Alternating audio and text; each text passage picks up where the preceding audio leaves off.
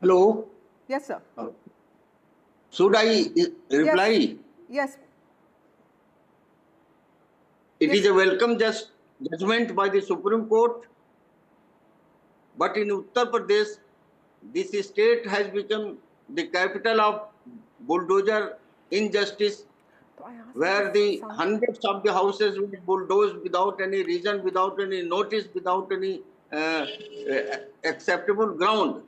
Okay. And one of the worst case of demolition was the house of Javed Muhammad. The house does not belong to him. House is owned by his wife, but without giving any notice or any time or any as statutes provides for the 30 days for the appeals, the administration in a most barbaric and inhuman uh, manner demolished raised the house to the ground. And it is not the only case. There is case of Tawhid Fatma. There is hundreds of other cases, and most of the victims, most of the houses belong to the minority community.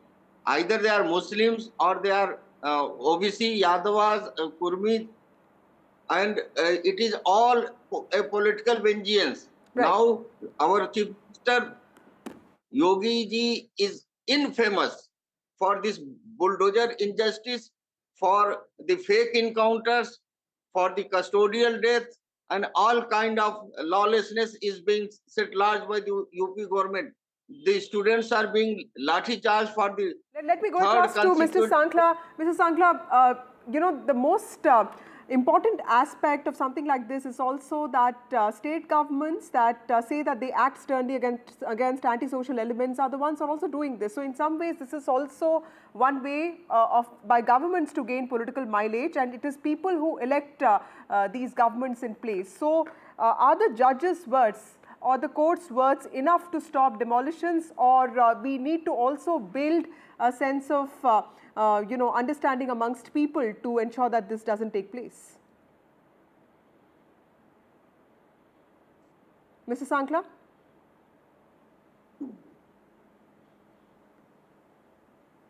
I think we'll try... I'm waiting. Okay, we'll try connecting with him in a bit. Mr. Roy, would you like to take that, sir? How will you explain to people what the courts are saying? Because if this is being supported by governments, the governments are elected by people.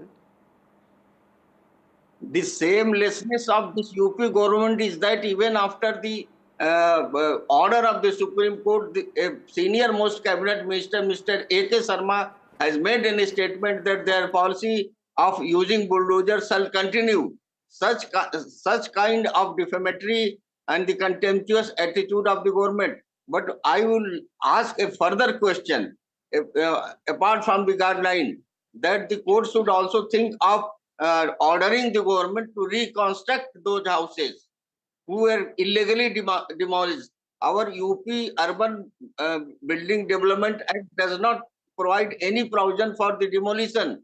It is either to seal the house or to compound it, to impose some fine and to regularize it.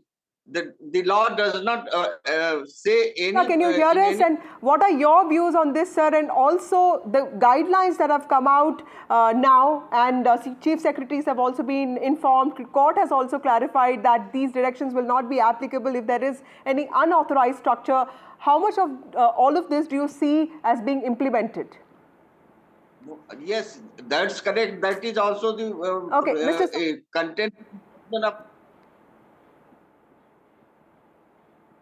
Okay, I think we've lost him again. So this is an important judgment by the Supreme Court, a court that has been, the top court has been hearing this case for a while now, and today it has come out with a set of guidelines. It's something that the states will be asked to follow very strictly, saying that bulldozer justice is not the way forward. In fact, this is the top court's stern message to states.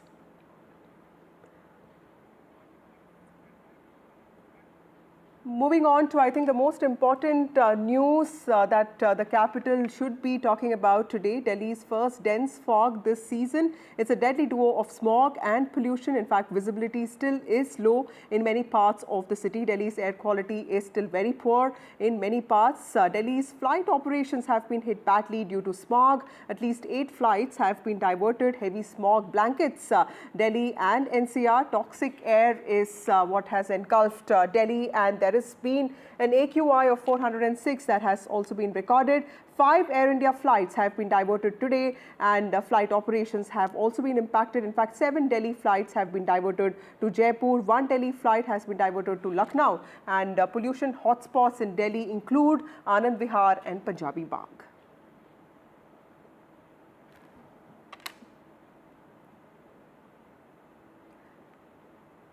Just to sum up, it's a dense smog that has engulfed Delhi and its surrounding areas since morning today, with visibility dropping and air quality settling in the very poor category. Few flights have also been diverted at the Delhi airport due to low visibility conditions, and these include Air India flights. According to data by CBC, Central Pollution Control Board, city's AQI was measured at 361 at 8 a.m. But there are also areas where the AQI went beyond 400. For instance, there was Anand Vihar that was at 399, which was very poor, and there was also Ayanagar police station, which had the worst air quality with at around 417. In fact, a persistent layer of smog has covered Delhi and nearby areas, affecting visibility and raising severe health concerns.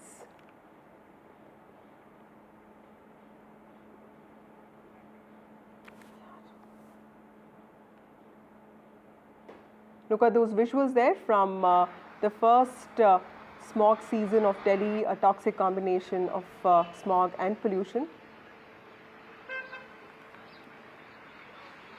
And it's in fact been harder for pollutants to disperse. In fact, CPCB has also said that AQI in many places has gone beyond 400, affecting visibility and most importantly raising critical health concerns for specifically children and the elderly population in the country. There were at least multiple visibility conditions in the city, and IMD also said that a dense fog had engulfed the city around 5:30 a.m. and few flights had also to be diverted at the Delhi airport due to low visibility conditions, and these include 1 Delhi flight to Lucknow, and 7 Delhi flights have been diverted to Jaipur. Flight operations have also been impacted. In fact, 5 Air India flights have been diverted today. The AQI was 406 in many places. This is after a heavy smog blanketed Delhi and NCR early today morning.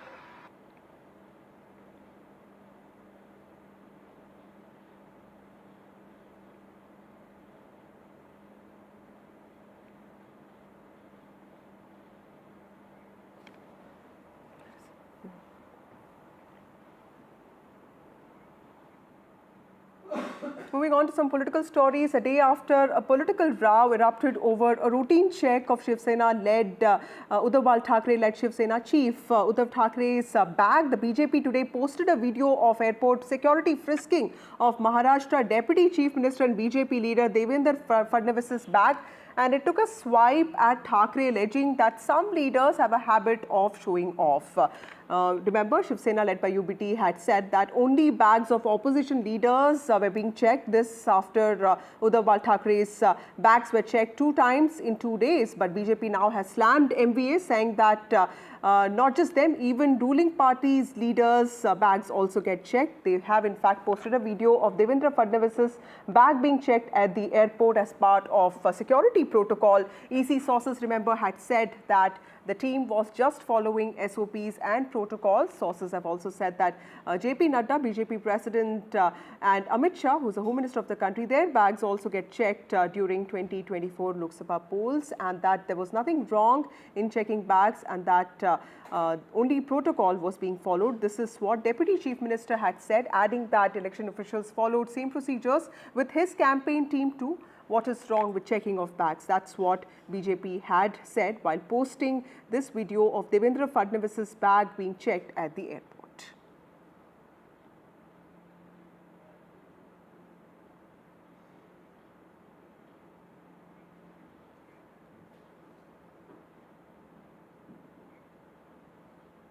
Moving on to some stories from the south of India, in a significant development regarding the attempt to attack Vikarabad District Collector BRS former MLA Patnam Narendra Reddy was arrested by police in connection with Monday's attack on Vikarabad District Collector Pratik Jain and other officials. In fact, Narendra Reddy was reportedly taken into custody from KBR Park and shifted to police station. According to reports, his brother Mahendra Reddy is in Congress. He was reportedly taken in custody when he was on his morning walk. What is significant is that the attack happened in the constituency of the Chief Minister, which is Kodangal. That is where this Cherla village falls, and it is in, of course, Vikarabad district. And day before yesterday, on Monday, the collector and his team had gone there, organized a kind of a Praja Darbar in order to get people's opinion regarding a land acquisition. 1310 acres was to be acquired for a pharma city in that area. And now the arrest, or rather taking into custody of the former Kodangal MLA, Mr. Narendra Reddy, Patnam Narendra Reddy, who has in fact defeated in the past Revanth Reddy from Kodangal in 2018. His link is being made to the attack that happened on the collector and his team. There was a person identified as Suresh who had urged the collector and the team members to go about 1.5 kilometers away, where he said the villagers had gathered instead of the original place where the pandal had been put up by the district authorities, in order to gather people's opinion on the land acquisition, to look after their apprehensions and address their grievances as well with regard to land acquisition. What happened was that the police have found that this Suresh was in fact belonging to the BRS. Not just that, they also say that he had spoken multiple times to Mr. Patnam Narendra Reddy over phone. Whether Mr. Narendra Reddy had given any direct instructions with regard to the disturbance and tensions that happened on Monday, that is being probed by the police. The second aspect is that after the collector and his team in their vehicles reached the spot where the villagers were there, the allegation is that they were already ready with the stones and the sticks, and that even before a negotiation could start or tensions rise in that manner, the attack had begun within minutes of the collector landing there, and therefore this is being thought of as something that was well planned and organized, and therefore being called as a political conspiracy. I spoke to the senior minister Sridhar Babu regarding this, and he said this is very clearly a political conspiracy in order to stop development projects in the state, and that's why the BRS had seems to have been hand in glove with those who have created violence and tension in that area. 4 officers were injured, and the government was going to take a very serious view on this issue. Pharma city in that area, which was to come up, was acquiring this land, and we are being told now that it is not just pharma units that were to come up, but other units as well. And the government believes that there is a conspiracy to bring disrepute to the government as well as to stop these development projects. So we are likely to see more developments in this issue. As of now, 16 people were yesterday sent to judicial remand after about 55 people being taken into custody and being questioned, and we are expecting that at least 6 more people who have been questioned may also be detained by the police, and we also are being told that the former MLA and 4 others are likely to be arrested and remanded as well. Back to you.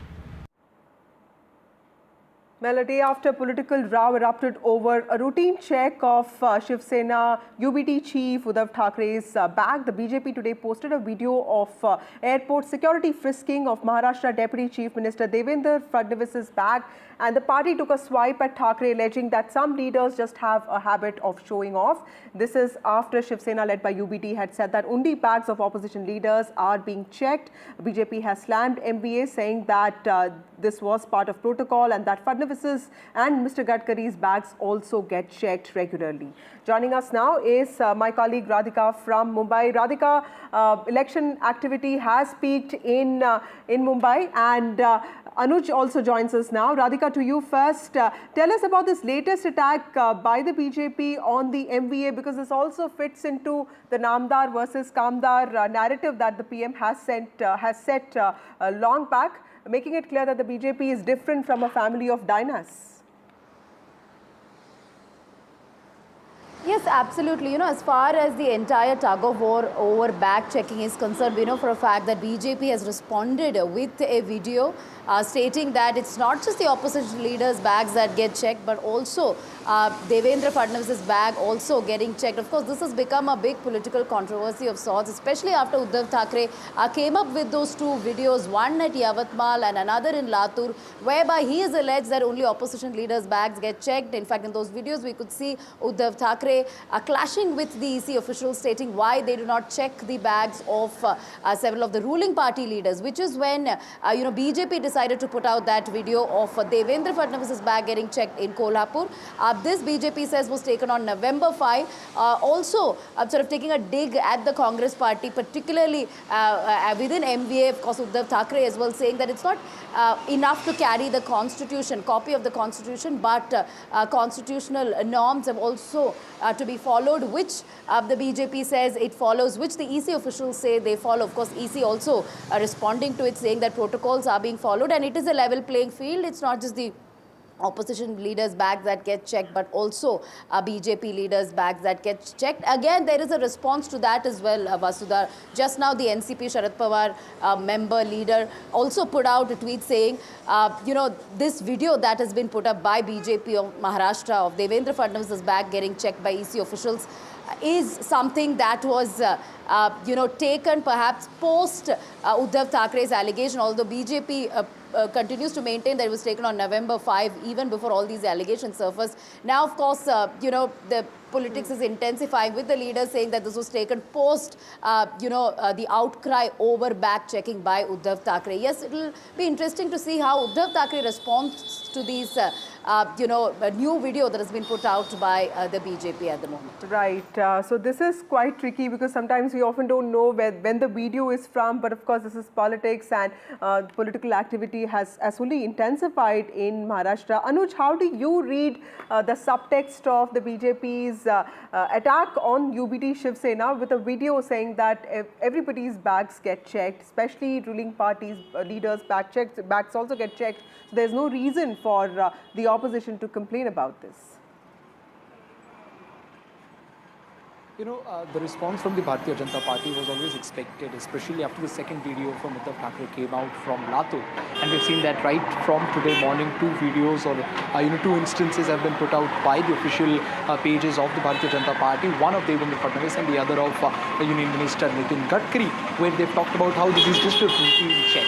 And they're basically trying to bust the whole narrative of the MVA trying to pose the Election Commission of India as as an unfair referee. There has been an attempt being made by the MVA parties right since the Lok Sabha elections to try and show that there has not been a level playing field. Yesterday we saw that after the Uddhav Thackeray second video went viral, reactions came in from Sharad Pawar as well, who said that this creates a perception which does not go very much in favor with the Bharatiya Janata Party. But now, as you said before, the doubts over when exactly was the video of Devendra Fadnavis shot remains to be seen, because if the video was never to be posted by any social media platform from the Bharatiya Janata Party, then why was the video shot in the first place, right? So all of these are the questions that the Mahavikas Aghadi will ask, but then this is a much bigger debate about the level playing field and rather the perception that the Election Commission of India is showing at the moment, just days before the elections here in the state. Right. Radhika, also help us understand what is likely to happen today, because JP Nadda, the president of the BJP, is also in Mumbai today. So is Amit Shah. Amit Shah, in fact, is in Maharashtra today and he was in Mumbai yesterday. Tell us what is expected on the election campaign front when it comes to Mahavikas Aghadi and also Mahayuti.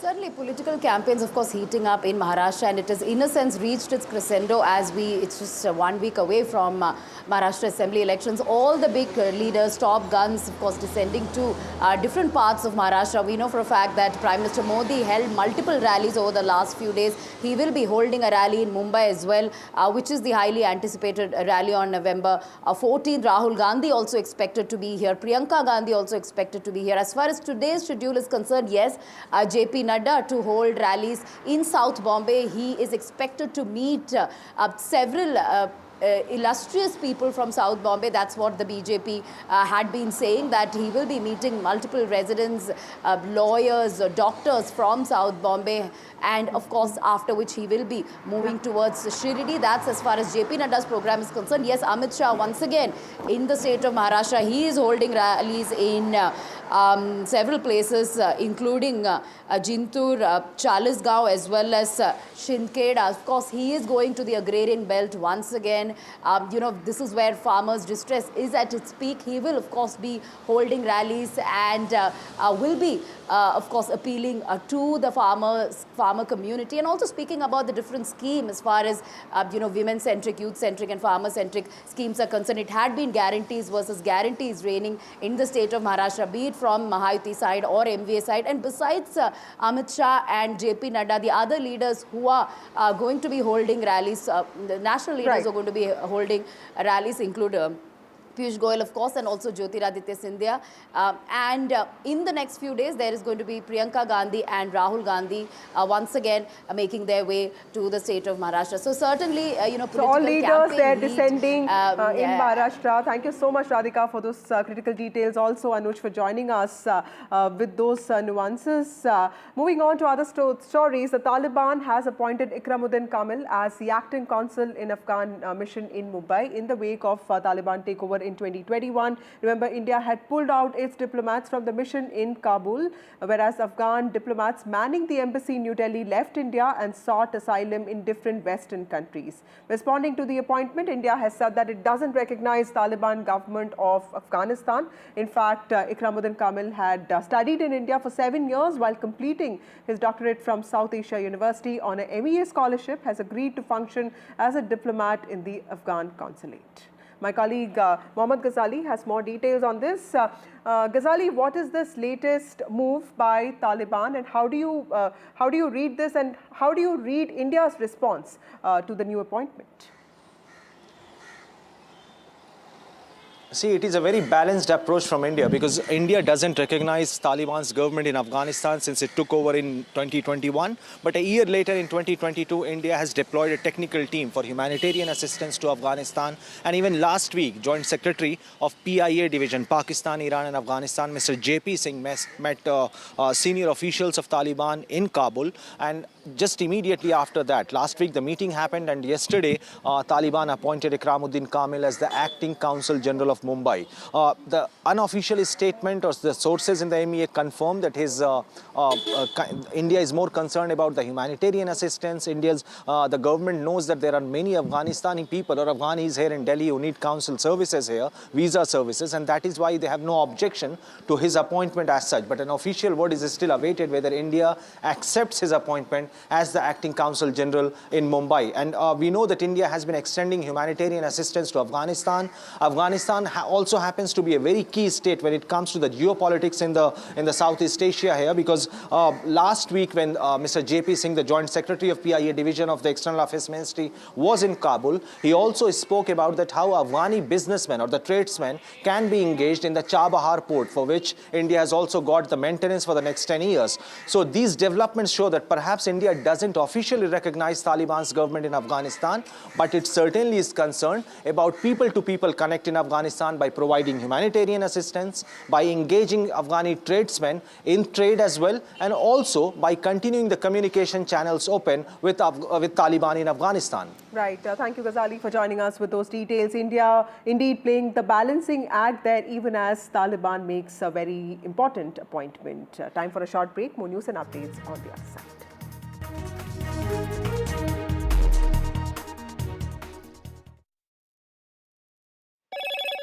Hello, Moto.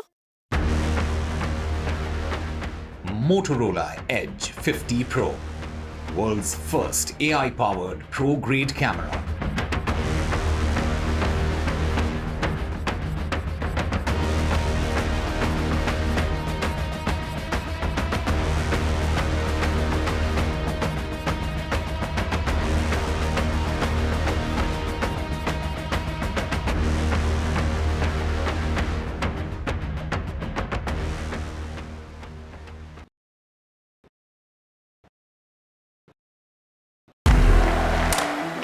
want to thank the American people for the extraordinary honor of being elected your 47th president. Donald triumphs. What does Trump's win mean for America, for the world, for the wars, and for India-US relations? Non-stop coverage on NDTV. Top analysts and voices from the ground. Extensive coverage on NDTV.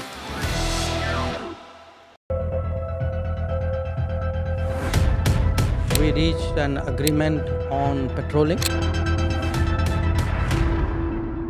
We have gone back to where the situation was in 2020, and we can say with that the disengagement process with China, you can say, has been completed. The understanding, to my knowledge, is that we will be able to do the patrolling which we were doing in 2020.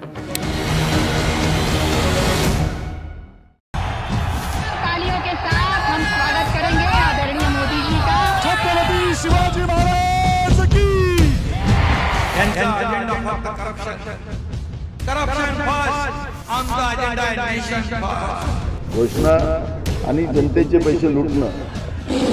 Cut commission आणि करप्शनला आमच्याकडे थारा नाही.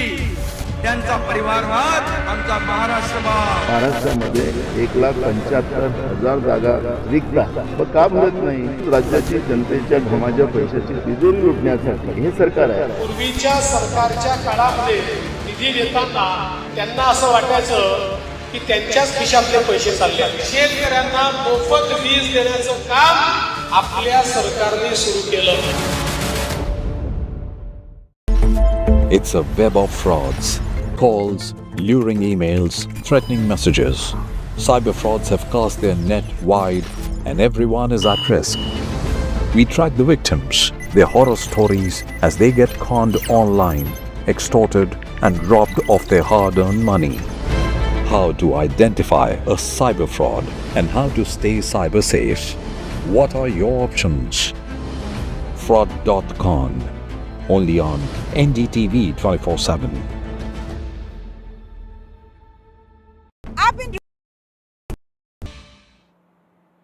Over to some breaking news now. Chennai doctor has been stabbed in a Chennai hospital now in an unfortunate incident. In fact, this is quite tragic. This doctor was stabbed in a Chennai hospital by assailants who posed as patients. He was stabbed multiple times is what we know.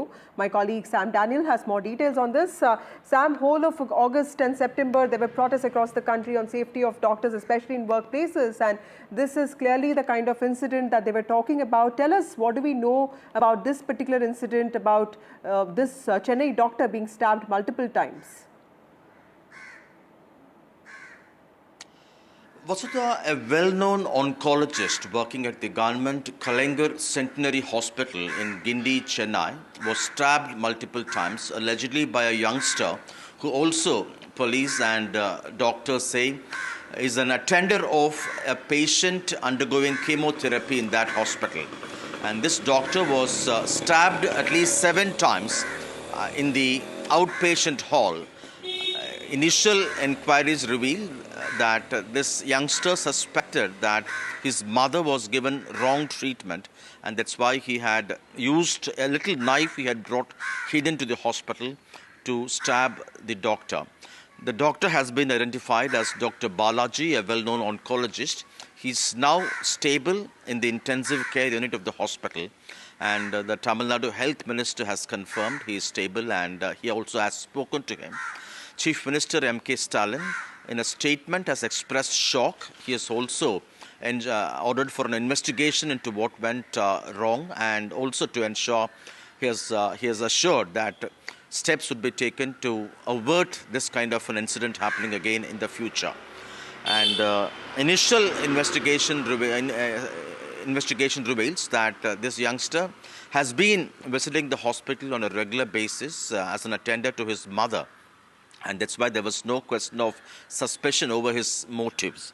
And in a statement, M.K. Stalin has also said the role and service of doctors to treat hundreds of patients visiting government hospitals is laudable, and it's important their safety is ensured.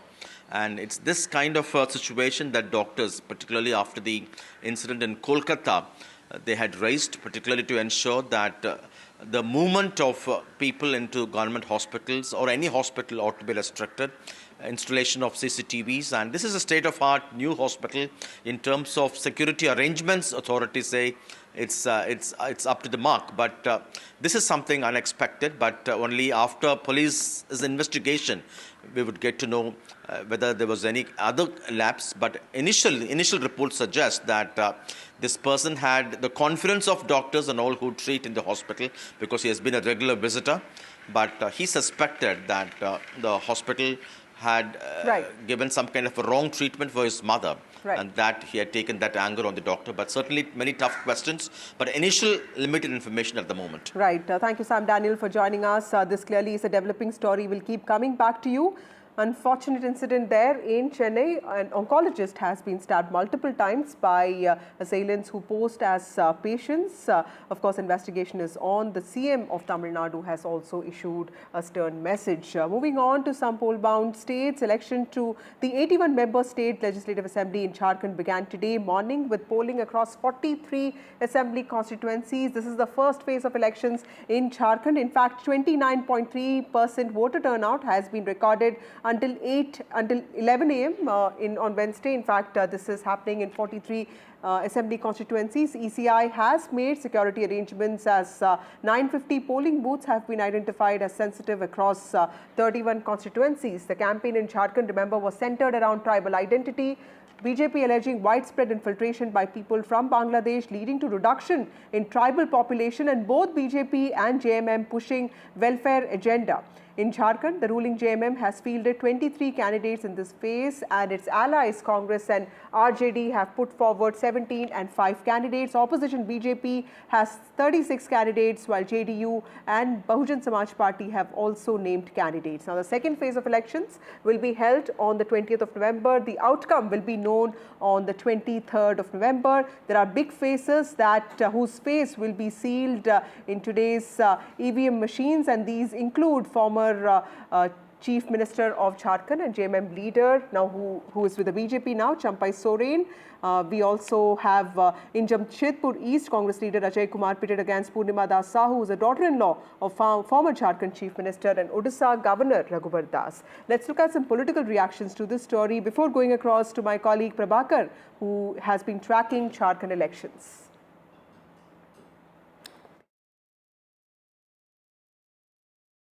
आज जो हमने मतदान किया है इस बात को ध्यान में रखते हुए राज्य के भविष्य को हम उज्जवल भविष्य की तरफ कैसे ले जाएं।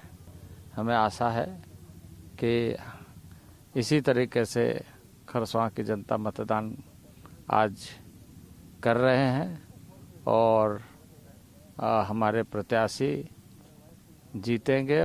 आज हम लोगों ने अपने अपने मतदान केंद्र में जाकर के अपने मतों को प्रयोग किया और मैं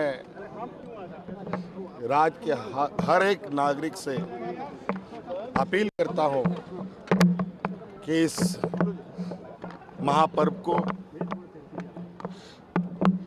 और इस लोकतंत्र के इस व्यवस्था को हम लोग और मजबूत करें। भाजपा गठबंधन जो है ना, उसी का जीत है, विजय है, इसमें कोई किंतु परंतु नहीं है। देखिए, मुद्दा तो यही है, झारखंड क्षेत्र में सबसे अहम मुद्दा है बांग्लादेशी घुसपैठ, बेरोजगार जो बहाली नहीं हो पाया, सबसे बड़ा मुद्दा है। यहाँ इरिगेशन का काम नहीं बढ़ा पाया, बेरोजगार को रोजगार नहीं, और राज्य में सिर्फ भ्रष्टाचारी, ये सब तो बड़ा मुद्दा है। हाँ, महिला सुरक्षा मेरी प्रायोरिटी रहेगी। भी लगातार काम कर रही हूँ। हर दिन महिला मुद्दों पर मैं महिलाओं को तरह तरह की परेशानियों से बचाने का काम करती हूँ। आने वाले समय में भी करूँगी और हर एक क्लास के लिए काम करूँगी।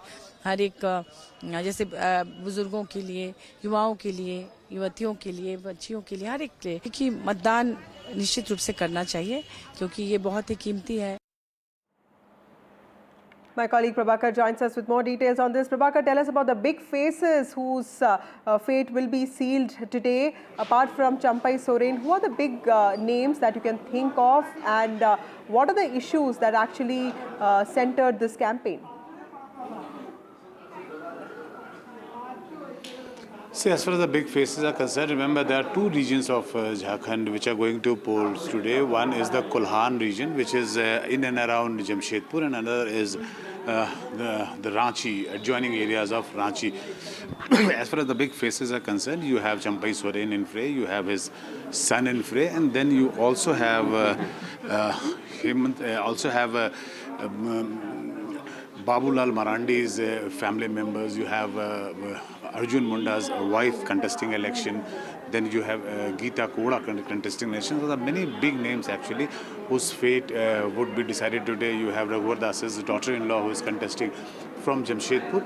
So their fate will be sealed today. As far as the election agenda is concerned, the narrative which the BJP and the JMM has set on the ground, it revolves around three major issues. One is luring of the tribal vote bank, because tribals are the decisive vote bank as far as Jharkhand is concerned. That's the reason why the BJP has been talking about the Bangladeshi infiltrators. They have been talking about how those Bangladeshi infiltrators are being helped by JMM and how those infiltrators are eating into the resources meant for tribals. So it's basically a war cry to tribals that the JMM is not a protector of their interests. So it's the BJP which is calling for their cause. Now also, apart from the tribals, it's the women voters which are the center stage of the narrative, the poll narrative on their ground. The kind of freebies which were announced by JMM, introduced by JMM, called Maiya Samman Yojana, where they were getting a monthly stipend of 1,000 rupees. That has been promised by BJP that if they are voted to power, they would enhance it to 2,100 rupees under Go Didi Yojana. And counter to that, JMM has said that they would enhance it further to 2,500 rupees. So that is one way of getting women voters on their side. And also the BJP has promised that if they are voted to power, they would waive off the registry fee if any property is registered in the name of the women members of the family. Right. They're also not leaving out youth. So it's basically tribal youth and women. Right. Thank you, Prabhakar, for joining us with those details. It's welfare versus welfare, but 43 seats in spotlight there. The first phase of elections will get over today in Jharkhand. The second phase, of course, will happen on the 20th of November. But there are also 31 other assembly constituencies across 10 states that are witnessing by-polls today. Very crucial by-polls, because these are for MLAs who became MPs and hence the seats fell vacant. In fact, there's a direct fight between the Congress party and JDS in Chennapatna by-poll in Karnataka. It's a prestige battle. Union Minister H.D. Kumaraswamy's son, Nikhil Kumaraswamy, is fighting against local war horse and Congress candidate C.P. Yogeshwar. Now, this is a battle of political survival for Kumaraswamy and also for Deputy Chief Minister of Karnataka, D.K. Shivakumar. This is an opportunity to settle scores after his brother lost the Bengaluru rural Lok Sabha seat in 2024 elections. Now, that is a seat that also covers Chennapatna. In Karnataka, Nikhil Kumaraswamy is contesting from this seat, but there's also another important candidate. Basavaraj Bommai's son, Bharat Bommai, is contesting from Shigaon. Remember, Mr. Basavaraj Bommai is an MP from Haveri now. His seat has fallen vacant and he will face, in fact, Bharat Bommai will face Congress candidate Yasir Ahmed. My colleagues spoke to Mr. Bharat Bommai and also to C.P. Yogeshwar. Let's listen into what they said. We have with us the Congress candidate from Chennapatna, Mr. C.P. Yogeshwar. Sir, not as a candidate, but as a voter today, what were the key issues that you had in mind before casting your vote? Because in the state of Karnataka, the Congress government is ruling. So I am a ruling government candidate. So I hope I am going to win this election. Because always by election to the favor of the acting government only. I hope this election is favored to me. So last time, even after facing defeat, you did bring water to Chennapatna. This time, what are the key issues that you have in mind to do for Chennapatna? A lot of development issues are there. Because our constituency people have a lot of hopes on H.D. Kumaraswamy, but he didn't deliver the things. So the anti-incumbency is against Kumaraswamy. So a lot of issues are there because the government is with me. The government, I am the part of the government. So I hope I will do many things to my people. So this time, do you think that this election will be a big turnaround for all the parties concerned here? Definitely, madam. Politically, this is a very important game. That too, what Mysore region, this is the test for the government performance. Thank you so much. This is definitely going to be a litmus test as far as the parties here are concerned, and that has been a statement emphasized by the candidate here, Mr. C.P. Yogeshwar. Response has been tremendous. Wherever I've gone in the constituency, the love and affection what people have shown, I'll be indebted to them for my life. Pratibha, tell us a little bit about the three constituencies that are witnessing by-polls today, and also specifically about the candidate Yogeshwar that you spoke with. It's interesting that he was in the BJP earlier, now he's with the Congress party, and he is of course fronting this prestige battle between D.K. Shivakumar and H.D. Kumaraswamy. Well, to answer the first part of your question, the three important constituencies here which are getting into the by-poll mode is Shigaon as well as Sandur as well as Channapatna here. And as far as Shigaon and Sandur are concerned, in fact, all the three constituencies were left vacant by one of the MLAs who went on to become an MP, a Congress candidate or an MLA from Sandur, and then there was a BJP candidate from Shigaon and JDS candidate from Channapatna. Talking about Channapatna here, yes, it is going to be an interesting battle because there is a prestige battle that is being fought by the DK brothers. Like you already mentioned, yes, DK Shivakumar trying to settle scores after the defeat of his brother in the Bengaluru rural Lok Sabha seat. And on the other hand, you have H.D. Kumaraswamy. Both of them, both DK Shivakumar and Kumaraswamy, are top Vocaliga leaders in Karnataka. And we are talking about Channapatna, which is a Vocaliga dominated region. When you talk of the old Mysuru region, which covers anywhere from Channapatna, Ramnagara to Mysuru, all of this entire belt was owned by JDS. It was dominated by the JDS party, but it has now been brought down to one assembly constituency, that is Channapatna, that was won by H.D. Kumaraswamy the last two terms. And this time around, if this battle of political survival is not there, you wouldn't be seeing H.D. Kumaraswamy heavily campaigning here. On the other hand, you have D.K. Shivakumar, who's taken a personal interest to settle scores, and talking about C.P. Yogeshwar, interesting candidate, a local from here, and he has faced several defeats but is also a five-time MLA. He has definitely done a lot of development work as well over here, so it is going to be definitely an interesting battle between Yogeshwar and Nikhil Kumaraswamy.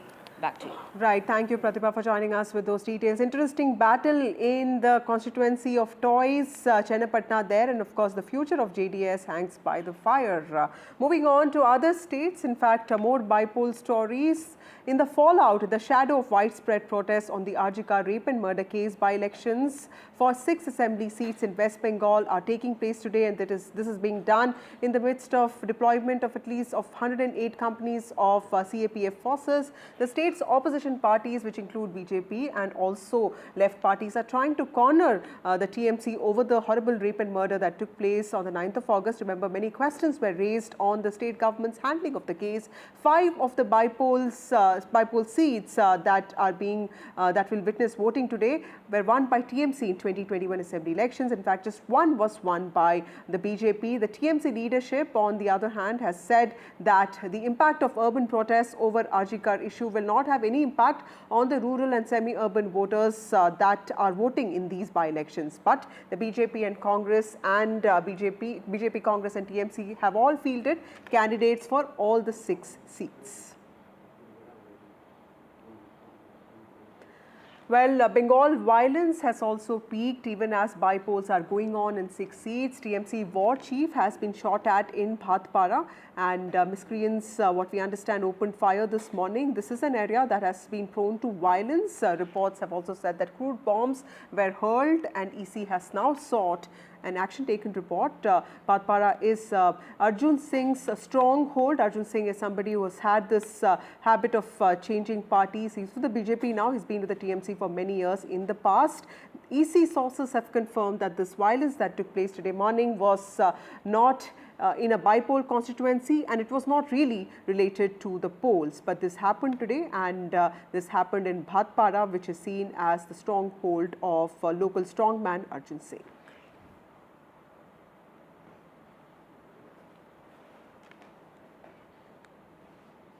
Moving on to some global news, Elon Musk and former Republican presidential candidate Vivek Ramaswamy will lead the newly created Department of Government Efficiency. Donald Trump has said this. Despite the name, department will not be a government agency.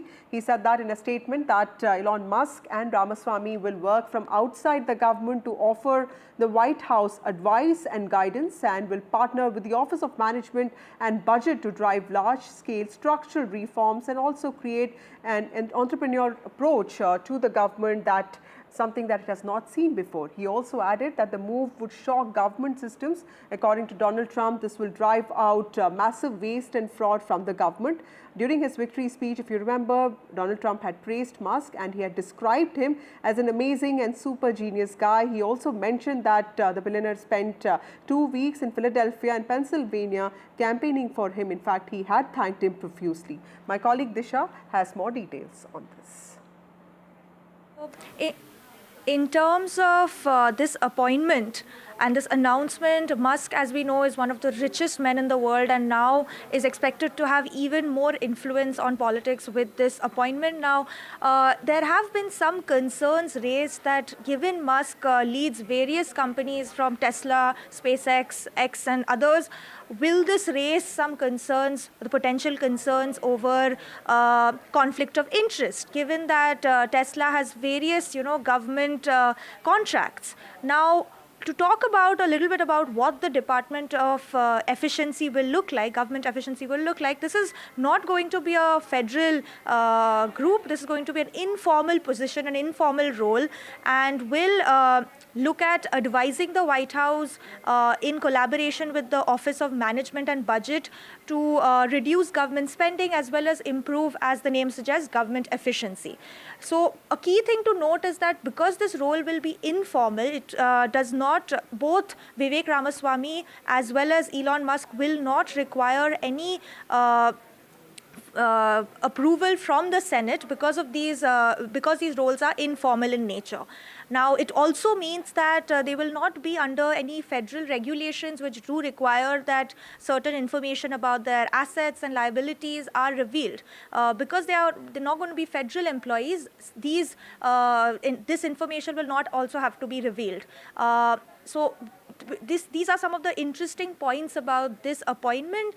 And, as you mentioned, Musk has played a very key role in Trump's presidential campaign this time round. In fact, Musk's super PAC spent over $200 million to support Donald Trump's campaign, even going ahead and giving these giveaways to various voters who shared information in related to the election campaign. So now that he has been appointed along with Vivek Ramaswamy, it's going to be interesting to see how these two people go ahead with this appointment. So back to you.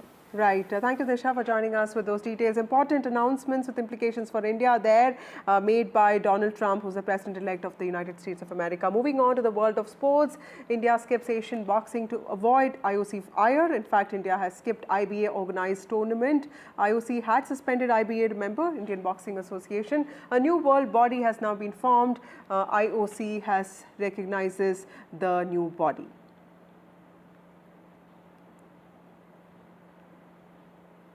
To recap for our viewers, India has skipped Asian boxing to avoid IOC ire, and Indian Boxing Association organized tournament is what India has skipped now. And remember, IOC was the international body that had suspended IBA. A new world body has been formed and IOC recognizes the new body.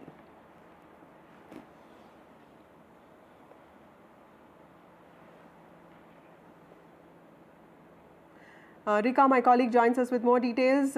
Rika, tell us a little bit about India skipping the organized tournament, IB organized tournament. Why was this done, and what is the context to this?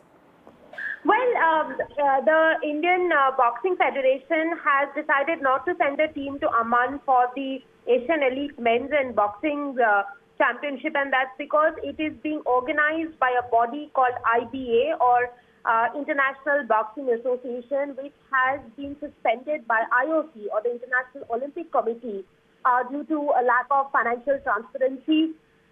Now, if had India sent a team, then it could have invited IOC's ire.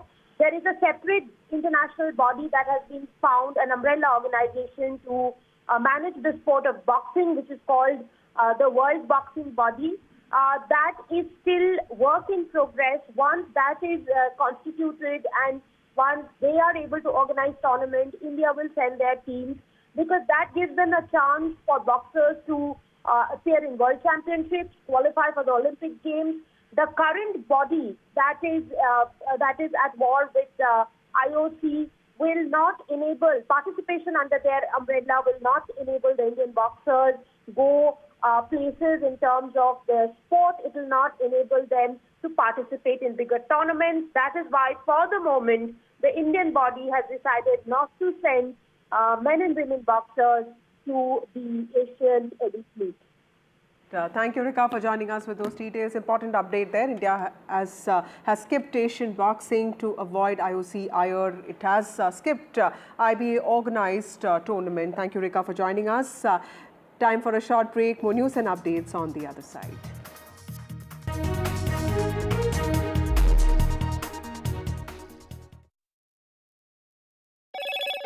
Hello, Moto.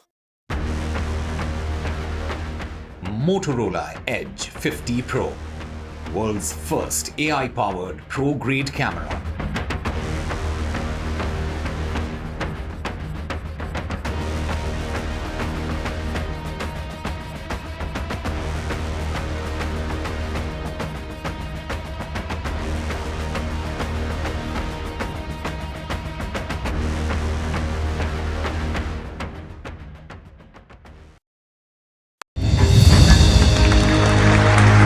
I now request the Honorable Prime Minister to launch NDTV World and address the summit. It was the grand launch of NDTV World by Prime Minister Narendra Modi.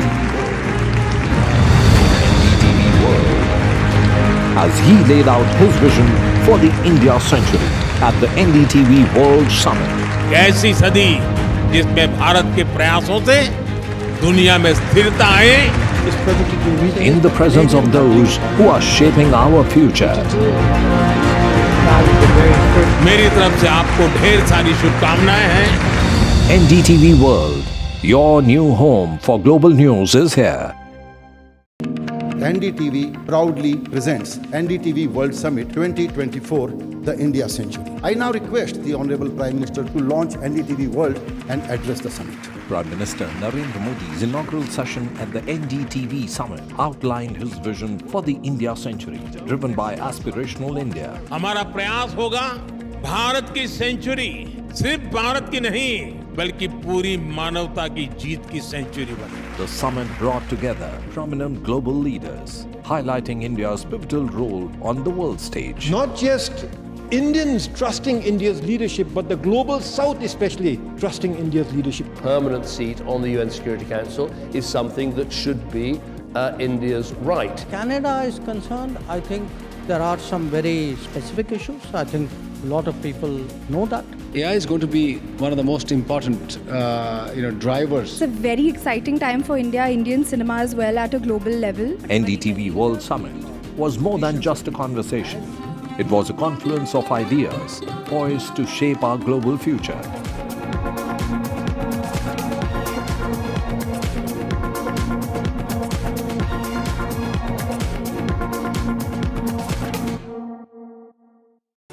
Stay informed and entertained with the new and updated NDTV News app.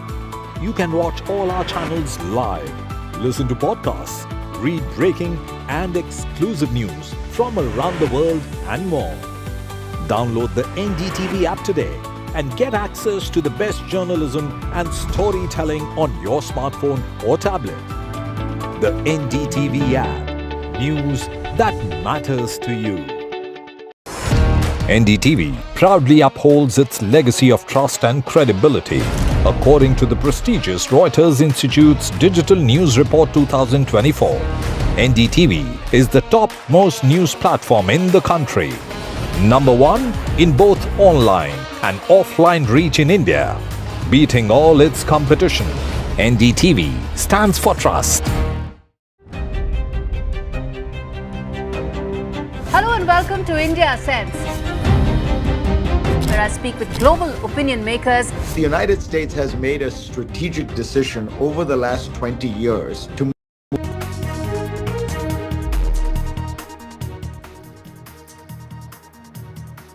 Politics over luggage checks as far as leaders in Maharashtra is concerned, and the BJP has come out with a reply to Uddhav Thackeray. It is the Deputy Chief Minister Devendra Fadnavis whose bag is being checked, and that is the video that the BJP has provided in an answer to the bias allegation of the UBT.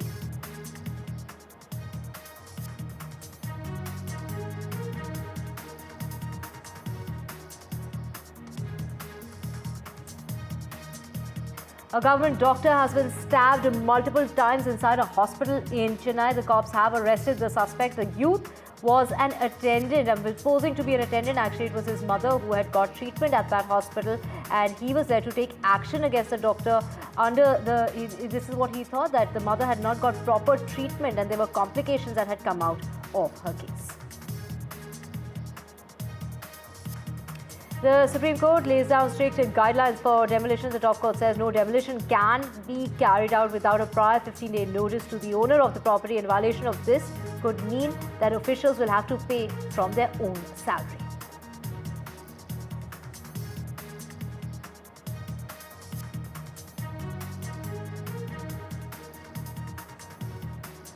And Delhi's fog takes over. This is the first thick smog of the season that's come in unusually early. Something like this is only seen later in the year or perhaps early of January. But you can see the visibility was so badly impacted this morning due to the smog conditions. At least 10 flights had to be diverted on account of visibility issues due to the fog situation. And that is basically due to the pollution in the national capital.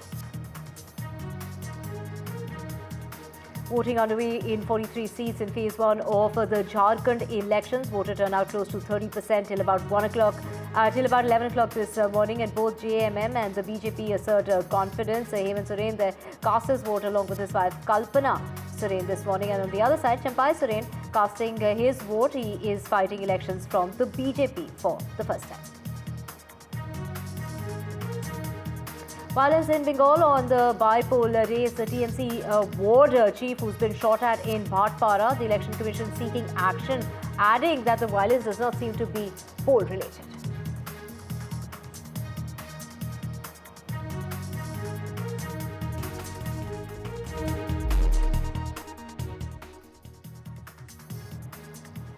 Let's just get your top story. You're watching NDTV 24/7. I'm Divya Vadva. We have a whole lot lined up for you. A day after the political row over the routine check that had taken place of Shiv Sena Chief Uddhav Thackeray's luggage that was checked, and of course he had questioned as to why was his luggage being checked. He'd also asked if the Prime Minister's luggage, the Home Minister's luggage, as well as the Chief Minister of the state of Maharashtra, whether his luggage was ever checked. Now the BJP today has gone ahead and posted a video of the airport security, the airport authorities there frisking the bag of Maharashtra's Deputy Chief Minister Devendra Fadnavis, who had also gone on to say that this is nothing but diversion.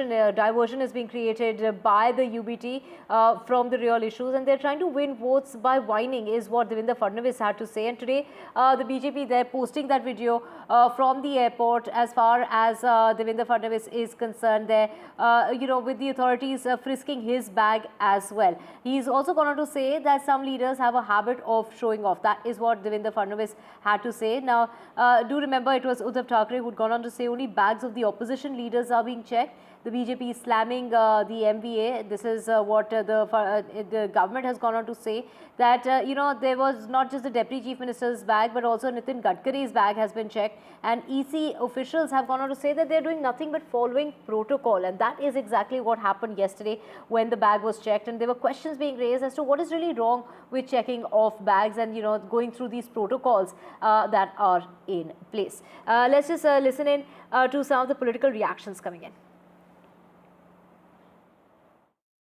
Bharatiya Janata Party releasing the videos of their leaders' bags and helicopters being checked seems to be a farce. They have done this after Mr. Uddhav Thackeray ji exposed them and showed how particularly the opposition is being targeted and the bags that they carry were being checked. If the Election Commission is carrying out these kind of checks, it should be done. But what we want to say is that all these checkings should be done impartially across all parties. Video posted by the Bharatiya Janata Party, the Fadnavis video that was posted by them is from the 5th of November, and it is in response to the allegations made by Uddhav Thackeray from Shiv Sena UBT when, in the last couple of days we saw that he was in Yavatmal, and after that he was in Latur, where he posted videos of Election Commission officials checking his bags. And not just that, he also asked those officials about when was the last time they had checked bags of the Deputy Chief Minister here in the state, that is Devendra Fadnavis, Chief Minister Eknath Shinde, and the Prime Minister and Home Minister of the country. As a response to that, we saw that the Bharatiya Janata Party today have put two videos, firstly of Devendra Fadnavis from the 5th of November, where they've shown that Devendra Fadnavis's bags have been checked by the ECI officials. And after that we saw that Amit Malviya also posted a video where he posted a tweet where he talked about how Nitin Gadkari, Union Minister's bags were also checked when he was campaigning here in Maharashtra. This is an add-on to what the Shinde Shiv Sena people have been saying, about the example they give is from the 2024 Lok Sabha elections when Mr. Eknath Shinde's helicopter was checked in Nashik. And these are the examples given by them to show that the Election Commission officers are basically doing their jobs and procedures, and there is no need for anyone to post a video in public in any sort of attempt to be whining, and that is what the Bharatiya Janata Party is saying. However, the Mahavikas Aghadi has been of the opinion that the Election Commission of India has not been providing a fair ground to both the parties here, be it the MVA and Mahayuti. We saw that reactions came in from different leaders yesterday, from Sharad Pawar to Sanjay Raut to Supriya Sule, and even Amol Kole, whose bag was checked a couple of days ago as well, where they talked about that on different occasions there have been rules which have been a little different, or at least have been implemented a little differently for the MVA leaders as compared to the Mahayuti leaders. But after these videos were posted today morning by the Bharatiya Janata Party, we are still awaiting for a response from a representative of the Mahavikas Aghadi to how would they retort or revert to the Bharatiya Janata Party posting videos of their leaders' bags getting checked as well. Right, we also have Krishna Hegde, spokesperson of the Shiv Sena, and Sanjay Gupta, leader of the Shiv Sena UBT faction. Let me just, go across first to Sanjay Gupta. Let's just talk about this video that has been posted. In that video, Devendra Fadnavis, his bags are also being checked. And now Devendra Fadnavis was heard saying that this is, a way of trying to win votes through whining. Your reaction?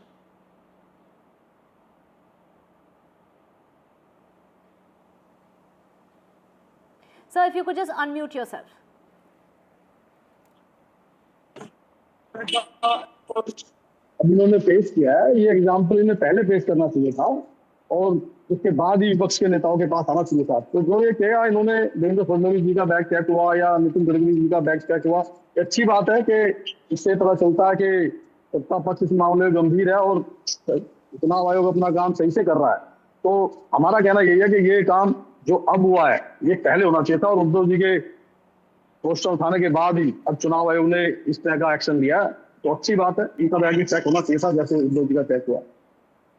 Right, Krishna Hegde, how would you react to Sanjay Gupta? They're saying that this should have been done in the first place itself. I think my friend Sanjay Gupta ji is not aware that Devendra Fadnavis's ji's bag was checked on 5th November. And Uddhav ji's bag was checked today and yesterday. and therefore, this action was taken by the Election Commission and checked up. They checked Devendraji's luggage before that. Before that, they even checked Nitin Gadkari ji's luggage. Before that, in the last Lok Sabha election, they have checked Eknath Shinde ji's helicopter and his bags. And therefore, I think the Election Commission is doing his work well. They have seized around 175 crores worth of cash. They have seized gold bars. Instead of appreciating the work done by the Election Commission, this entire election voting pattern is a very huge exercise. Apart from that, the officials at work, the administration at work, the police personnel at work, instead of appreciating all the officers who are doing a great job, while conducting a free and fair election across the state and across the country, these people are just creating a fuss for no reason. And like Fadnavis said, totally whining about everything the whole day since the last 2.5 years. I think people have seen through all this now. And even in, this election, apart from complaints, nothing else they have done. So I think it's really let's sad just that get a they reaction there. Sanjay Gupta, the charges that are being leveled against the party is that they're whining and, they're creating a fuss out of nothing. This video that has been posted after Uddhav Thackeray's bias charge, with the EC also, they're saying that this is nothing but they're following protocols. Then why make such an issue in regard to the bags being checked? जिस तरह से उद्धव जी का bag check किया गया, ठीक इस तरह से देवेंद्र फडणवीस जी का चेक किया गया या नितिन गडकरी जी का चेक किया गया, ये इस तरह की वीडियोस पहले आनी चाहिए थी और इस तरह से दिखना चाहिए था कि हाँ, चुनाव आयोग अपना काम पारदर्शिता से कर रहा है। तो ये उद्धव जी ने कहा था और कुछ थोड़ी ना कहा था कि अगर आप हमारी चेकिंग कर रहे हैं तो दूसरे और जो बीजेपी के हैं उनकी भी चेकिंग होनी चाहिए। तो अगर उनकी भी चेकिंग हुई है तो इट्स ओके। कहा हम हमारी चेक कर रहे हो, आपने दूसरे की चेक की थी क्या? और दूसरे की चेक उसके पहले हुई, लेकिन हम रोए नहीं, हम इतने रोए नहीं कि हमारे बैग रोने की बात है। एक बात कही है, एक बात तो कहा गया तो ठीक है, उनकी भी चेकिंग होगी, बात ठीक है। उनकी वीडियोज भी इस तरह से आने चाहिए थी। गलत क्या कहा था इसमें गलत क्या था? और अगर चुनाव आयोग ने उनका भी काम उनसे ही बैग चेक किया तो ठीक है, ओके। उन्होंने ऐसा कौन सा गलत क्वेश्चन रेज किया कि कुछ ऐसी बात कही कि जो कोई गलत हो? उन्होंने यही तो कहा कि जिस तरह से आप हमारा बैग चेक कर रहे हैं, इसी तरह से ठीक दूसरी पार्टी के नेताओं का बैग भी चेक होना चाहिए। सभी का बैग चेक हो गया तो इसमें बैग चेक हो रहा है तो ठीक है ना, इट्स ओके। मैंने तो कहा, मैं तो पहले कह दिया इस बात को कि अगर इस तरह की पार्टी नहीं बरती गई है, चुनाव अगर सबका बैग चेक कर रहा है, देन इट्स ओके। जो इलेक्शन चेक कर रहा है इसमें तो उसकी तारीफ करो, उसके जो अधिकारी है उनका कर तो रहे हैं कि उनका पुलिस के तारीफ भी कर रहे हैं कि हाँ उनका चेक किया तो इट्स ओके। कुछ ना कुछ रोते रहते हैं। उसके बाद हम क्या कह रहे हैं? बराबर नहीं है, ये रोते रहते वाली लैंग्वेज यूज मत कीजिए आप। जो किया था वो सही कहा था उद्धव जी ने। नहीं है, आप रो रहे हैं, मतलब आपका बैग चेक हो गया और आपकी वीडियो सामने आ गई तो आप रो रहे हैं। चल रहा है, धूप मैं ऐसा कहूँ तो अच्छा ही लगेगा। इसके लिए लोग आए नहीं। आप लैंग्वेज सही रखे सर, आप लैंग्वेज मैं बोला इलेक्शन के दिन पे धूप चल रहा है, धूप, इसके लिए लोग आए नहीं। तो वो क्या है कि देखिए, मैंने धूप के बारे में बात किया, दूसरा कुछ नहीं किया। संजय जी, आप मेरे मित्र हैं, आपको गलत भी कुछ नहीं बोल सकता। रोए वाली शब्दों को क्यों यूज कर रहे हैं आप? मतलब जिनकी पार्टी से आप अलग होकर के आए, इस तरह के शब्द आप यूज करें वो अच्छे नहीं लगते। कल को क्या पता आप फिर से आ जाएं, क्या पता क्या हो सकता है आप ही आ जाएं। लेकिन जो शब्द है वो सही यूज होने चाहिए। उद्धव जी ने जो बात कही थी बड़ी निष्पक्ष तरीके से हमारा बैग चेक हो रहा है, इतने से औरों का भी बैग चेक होना चाहिए। निष्पक्ष तरीके से काम कर रहा है, आपकी बैग भी चेक हो रहे हैं, हमारे बैग भी चेक हो रहे हैं। आपके एक बैग चेक हुई, हमारी 3 बैग चेक हुई। Well, Krishna Hegde, of course, many calling this that the opposition is being targeted, and if this is something that is impartial, that should be carried out if it's a protocol by the EC and that they're just only following instructions. And of course, Uddhav Thackeray there saying that he has no problem in them checking his bags and that there was no problem with that. He was only asking if something similar was being done when it came to the Prime Minister or the Home Minister. So that's why we have submitted the proof. The deputy, chief minister's bags or the cabinet minister's bags have also been checked, and which you are also showing in your video. And therefore, I think we have, addressed Mr. Uddhav Thackerayji's, peers, and therefore, I think the nation can see that everyone's bag is being checked, and we should appreciate the Election Commission for doing some good work. Right, Sanjay Gupta, your last comments, please, in regard to, we just heard Krishna Hegde saying that all bags are being checked and this is absolutely impartial, this is a routine procedure and, that fuss is being created for no issue at all. यही उत्पल जी की मांग थी, यही चुनाव आयोग ने किया discuss है, इसमें हमें कुछ नहीं कहना, इट्स ओके ना। उसके बाद हम कुछ कहेंगे, बिंदु जी इसके कुछ और कहेंगे तो उसके बाद देखेंगे। इसमें जो किया चुनाव आयोग ने, हम उससे सेटिस्फाइड हैं। Right, so thank you so much Krishna Hegde and Sanjay Gupta for joining us, and of course the UBT faction, they're saying that they are in they have now, of course, with that video that has been released of Devendra Fadnavis in which his bag is also being checked. This is in regard to Uddhav Thackeray, who brought up that issue and highlighted the issue as to why was his bag being checked, questioning if the bag of the Chief Minister of the state of Maharashtra, Chief Minister Eknath Shinde's bag, was also checked or not. Switching tracks now to Chennai, a government doctor was stabbed 7 times at a hospital in Chennai this morning. This incident that took place by a young man who posed as an employee. The doctor, an oncologist, is also a heart patient and suffered injuries to his upper chest. He is in the ICU at the moment. The young man, all of 26 years old, stabbed him and has been arrested. The attack took place in the OPD or the outpatient department after he suspected that the doctor had prescribed incorrect medication and incorrect treatment to his mother. His mother had undergone cancer treatment at the hospital and certain complications had arisen in her particular case, and that is when her son, a 26-year-old boy, decided to take action against the doctor. So he posed to be an employee. He was there in the OPD. He used a small knife, but it is, from what we are hearing, is that the Tamil Nadu Health Minister has gone on to say that no security lapse has taken place. It is the Chief Minister of the state, M.K. Stalin, who has ordered an inquiry in the case. But this is, of course, highlighting the issues that are being focused upon as far as the security arrangements and the life and security of doctors and the staffers in the hospital are concerned. This is something that we have heard of in the past, but it was highlighted because of the incident that took place at the RG Kaur hospital in Kolkata, and which is why junior doctors were on strike in order to ask for security arrangements to be in place. They asked for more CCTV cameras to be installed. They asked for more security arrangements to be in place, and this, of course, is bringing to mind that incident that took place where a junior doctor was raped and killed in the confines of the hospital during an overnight shift. Sam joining us from the hospital where this incident has taken place in Chennai. Sam, a very serious incident that's taken place where this doctor has been stabbed 7 times by a patient's son on, because on the grounds that the mother wasn't given the right treatment in the case.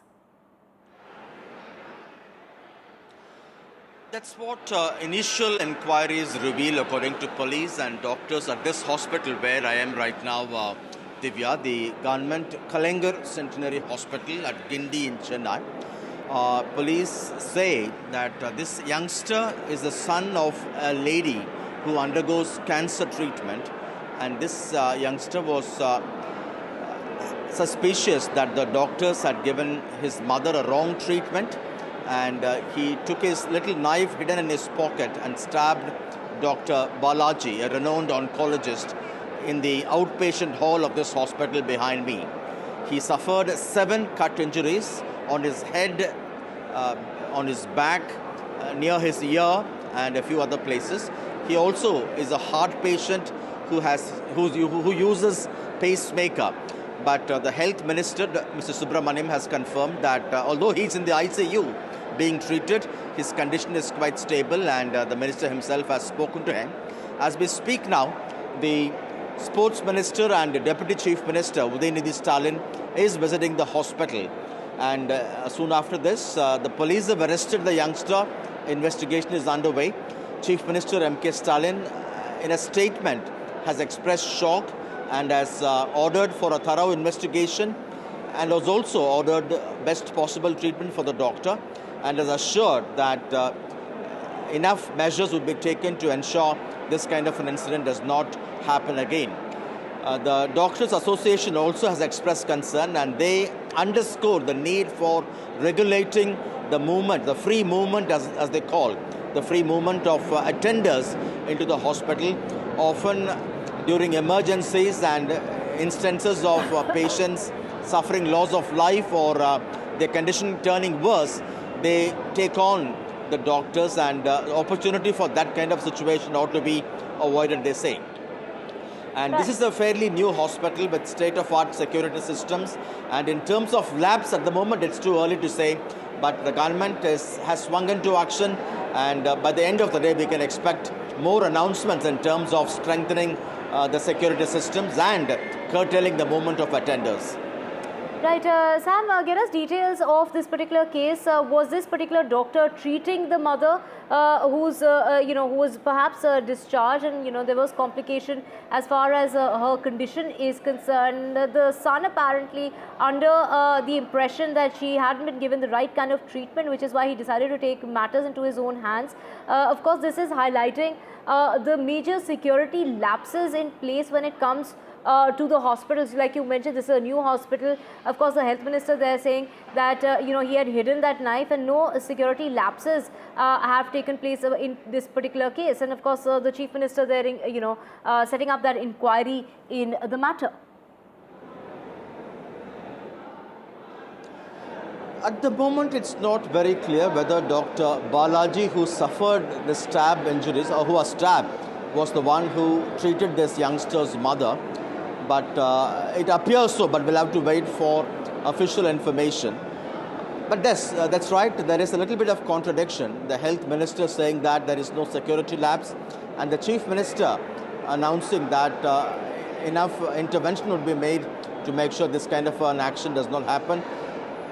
This underscores the larger demand of doctors to strengthen security, particularly after the rape and murder recently in a hospital in Kolkata.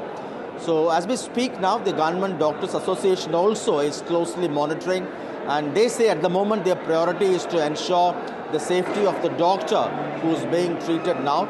But based on the government's announcements, they say they will make further announcements. We expect a statement from the Government Doctors Association later this afternoon or early this evening, Divya. Right, Sam, quickly, before I let you go, just also get us the reactions of the staffers and the medical fraternity when it comes to this particular hospital in Chennai. How are they reacting to this incident? The medical fraternity is quite shocked because Tamil Nadu and Chennai in particular is not used to or known to have this kind of incidents in the past, because government hospitals are known to be robust and good in their quality of treatment. So this is a kind of a shock for them that this has happened, and this is yet again an opportunity for them to underscore the larger demand of doctors across the country to ensure that doctors are protected from every possibility of attacks like this. Right, thank you so much, Sam. We will keep coming back to you to get a health update, as far as the doctor who's been stabbed 7 times over in that newly inaugurated hospital in Chennai. It's a relatively new hospital where this incident has taken place of a young man as young as 26-year-old who decided to take action against a doctor inside the hospital on the grounds that his mother was not properly treated. Moving on to more news, and this is in regard to the national capital. Multiple flights have been delayed and diverted on account of zero visibility this morning. We're talking about the smog situation, which has worsened in the last 24 hours. This morning, there was absolutely no visibility, which has impacted the air traffic, but also commuters this morning in the national capital suffered on account of very poor visibility and severe pollution levels early this morning. And we have Tanushka joining us. Tanushka, double whammy. I mean, there's absolutely no visibility. People, especially two-wheelers who are driving in this smog, inhaling that toxic air while getting to work. Of course, something that was a huge problem. It posed to be quite a problem for all commuters this morning. Right, exactly, Divya. There was a dense smog situation that engulfed the entire capital from around 5:30 a.m. this morning, and this layer of fog mixed with, of course, the pollution conditions in Delhi right now created such an atmosphere of this blanket layer of smog, wherein it was not just air traffic but also road traffic that was affected entirely. There were 10 flights that have been diverted, as well as there have been many flight delays as well. What we know is that 6 of these flights to Delhi were diverted to Jaipur, and one of them was diverted to Lucknow. However, the weather conditions have improved now. The wind speed has also picked up to 11.1 kilometers per hour.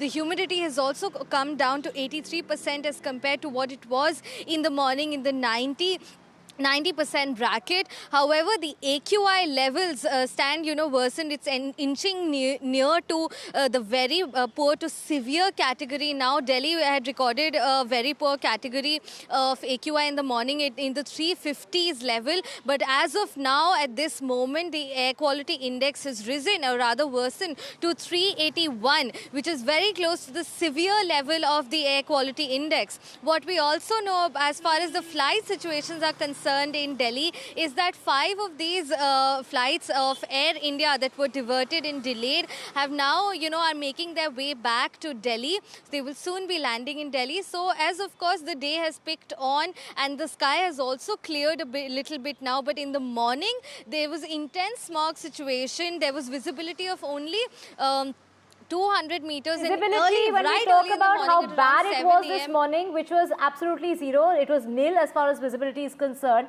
It might have improved marginally, but if one looks out of the window even right now, it's looking really bad. This is of course the worst as far as the season is concerned, and it's come very early on. We're talking about mid-November, something that usually happens in the mid of January. What has really resulted? What's really caused? Is it the humidity? Is it the decline as far as the temperature is concerned? What's really caused this smog to come about so early in the season?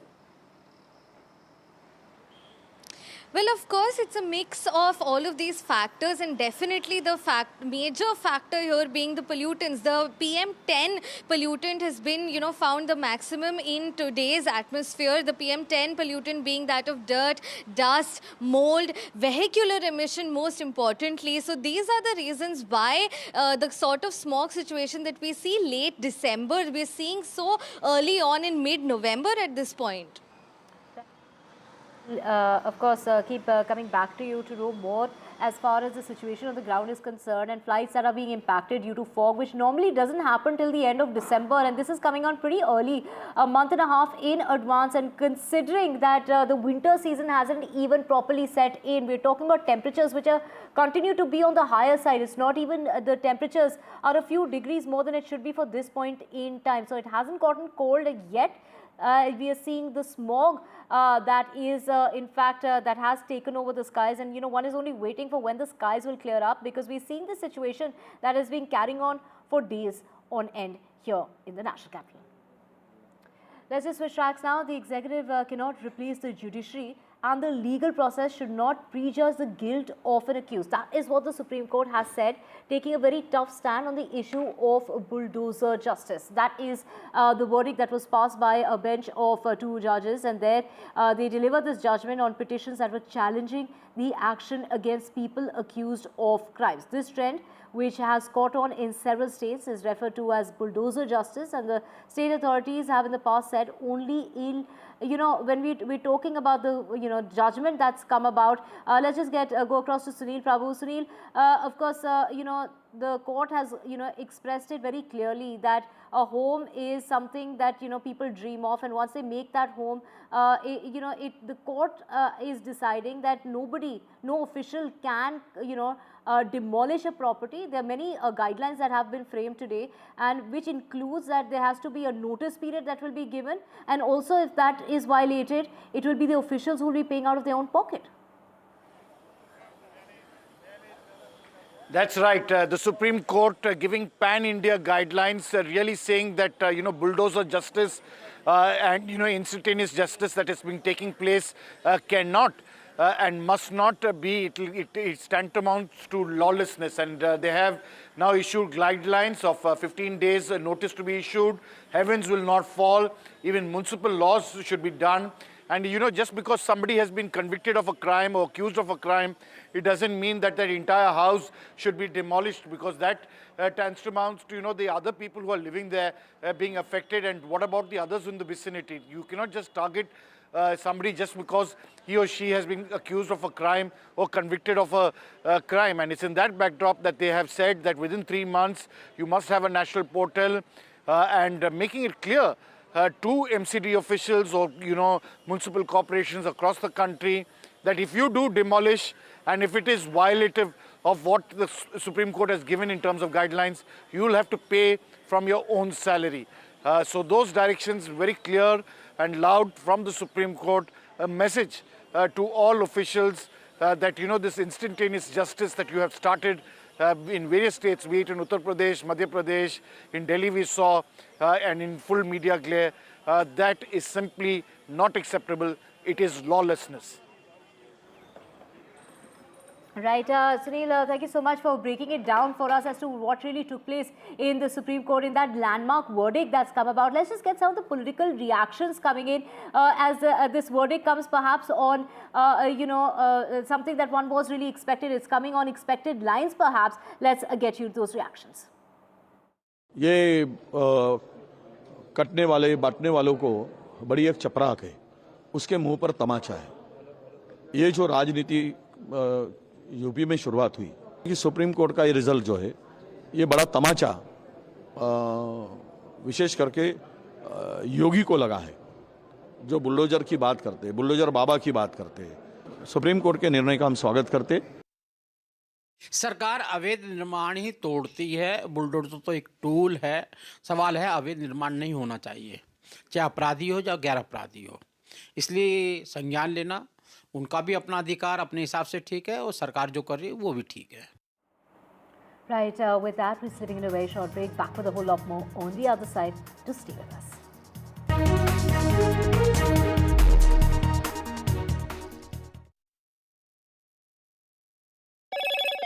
Hello, Moto.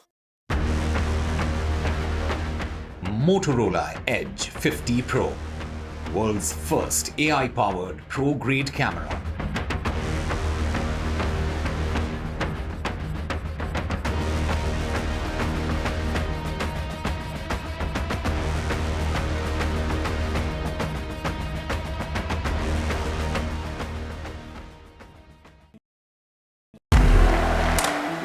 I want to thank the American people for the extraordinary honor of being elected your 47th president. Donald triumphs.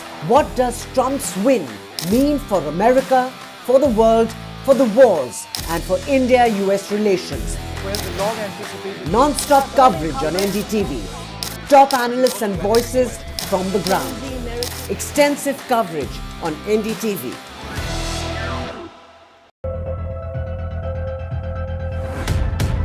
We reached an agreement on patrolling. We have gone back to where the situation was in 2020, and we can say with that the disengagement process with China, you can say, has been completed. The understanding, to my knowledge, is that we will be able to do the patrolling which we were doing in 2020.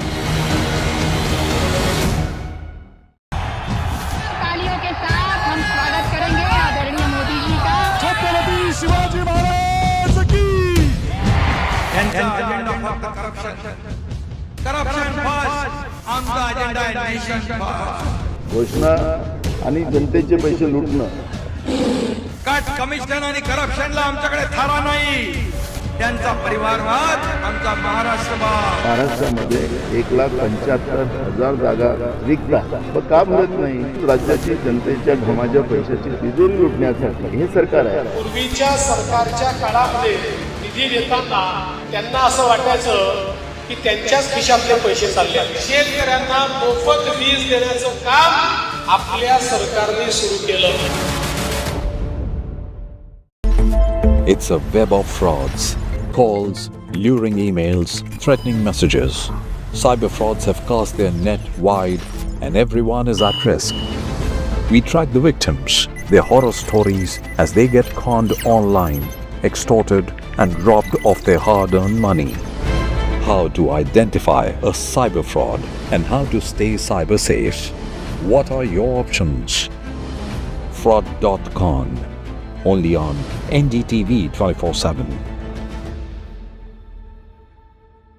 I've been reporting on all issues, big and small, from Andhra Pradesh, Telangana, rest of South India, bringing you all the action, all that you need to know, all that you want to know. The energy of Maximum City is infectious. I bring in that energy in our news coverage from financial capital Mumbai.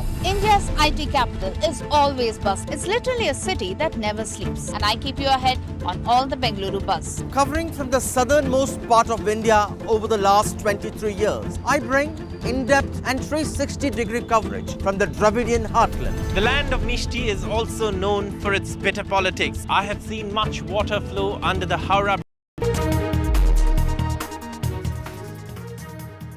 Welcome back. Let's cut across to Amit Shah, who's in the poll-bound state of Maharashtra. बहनों, आपके account में आता है, आप UT की सरकार बना दो, 1500 की जगह 2100 रुपये का चेक आपके बैंक अकाउंट में आ जाएगा। और इसके साथ साथ किसानों की ऋण माफी करेंगे और मोदी जी जो 12,000 रुपया भेज रहे हैं किसान सम्मान निधि का, इसको बढ़ाकर 15,000 करने का काम भारतीय जनता पार्टी करेगी।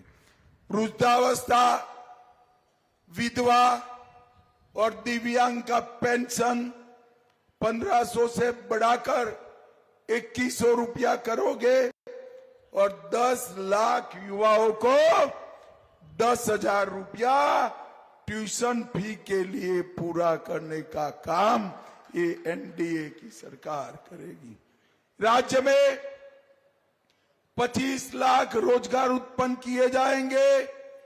45,000 गांव में पादन के रास्ते बनाएंगे। आंगनवाड़ी और आशा बहनों को 15,000 रुपये का वेतन मिलेगा और इसको 5 लाख तक का बीमा भी देने का काम भारतीय जनता पार्टी करेगी। भाइयों बहनों, 30% बिजली का बिल हम करेंगे और महाराष्ट्र को $1 ट्रिलियन की इकोनॉमी बनाने का काम भारतीय जनता पार्टी करेगी। यहाँ एआई विद्यालय महाराष्ट्र में बनाया जाएगा और किसानों को मदद करने के लिए किसानों के उपयोग में आने वाली चीजों पर जीएसटी को माफ करने का काम भी महायुति की सरकार करेगी। भाइयों बहनों, ये जो अगाड़ी है, ये अगाड़ी केवल और केवल तुष्टीकरण करना चाहती है और उद्धव जी सत्ता के लिए सारे बाला साहब के पूरे सिद्धांत भूल कर बैठे। उद्धव बाबू, आप किसके साथ बैठे हो?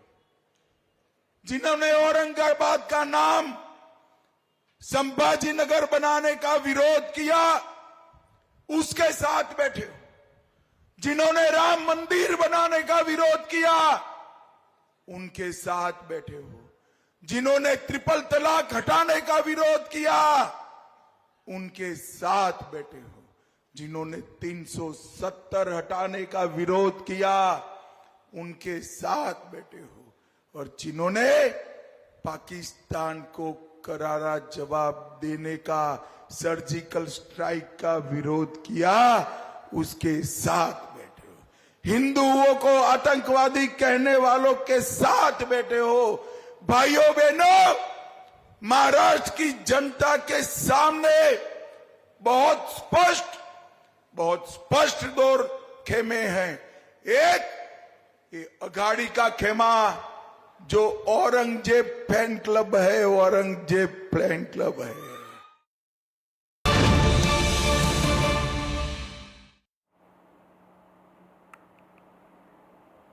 Breaking news coming in of Naresh Meena, who was contesting the election as an independent in Rajasthan, has gone ahead and slapped the sub-district magistrate. Meena slaps the SDM after an altercation that broke out at the polling booth. And to get more visuals on your screen of what really happened there, as you can see, very shocking incident that's coming to light. And of course, this comes on the day of by-elections in the state of Rajasthan. We have Harsha joining us. Harsha, this incident has come about in regard to something to do with, as far as his EVM picture is concerned.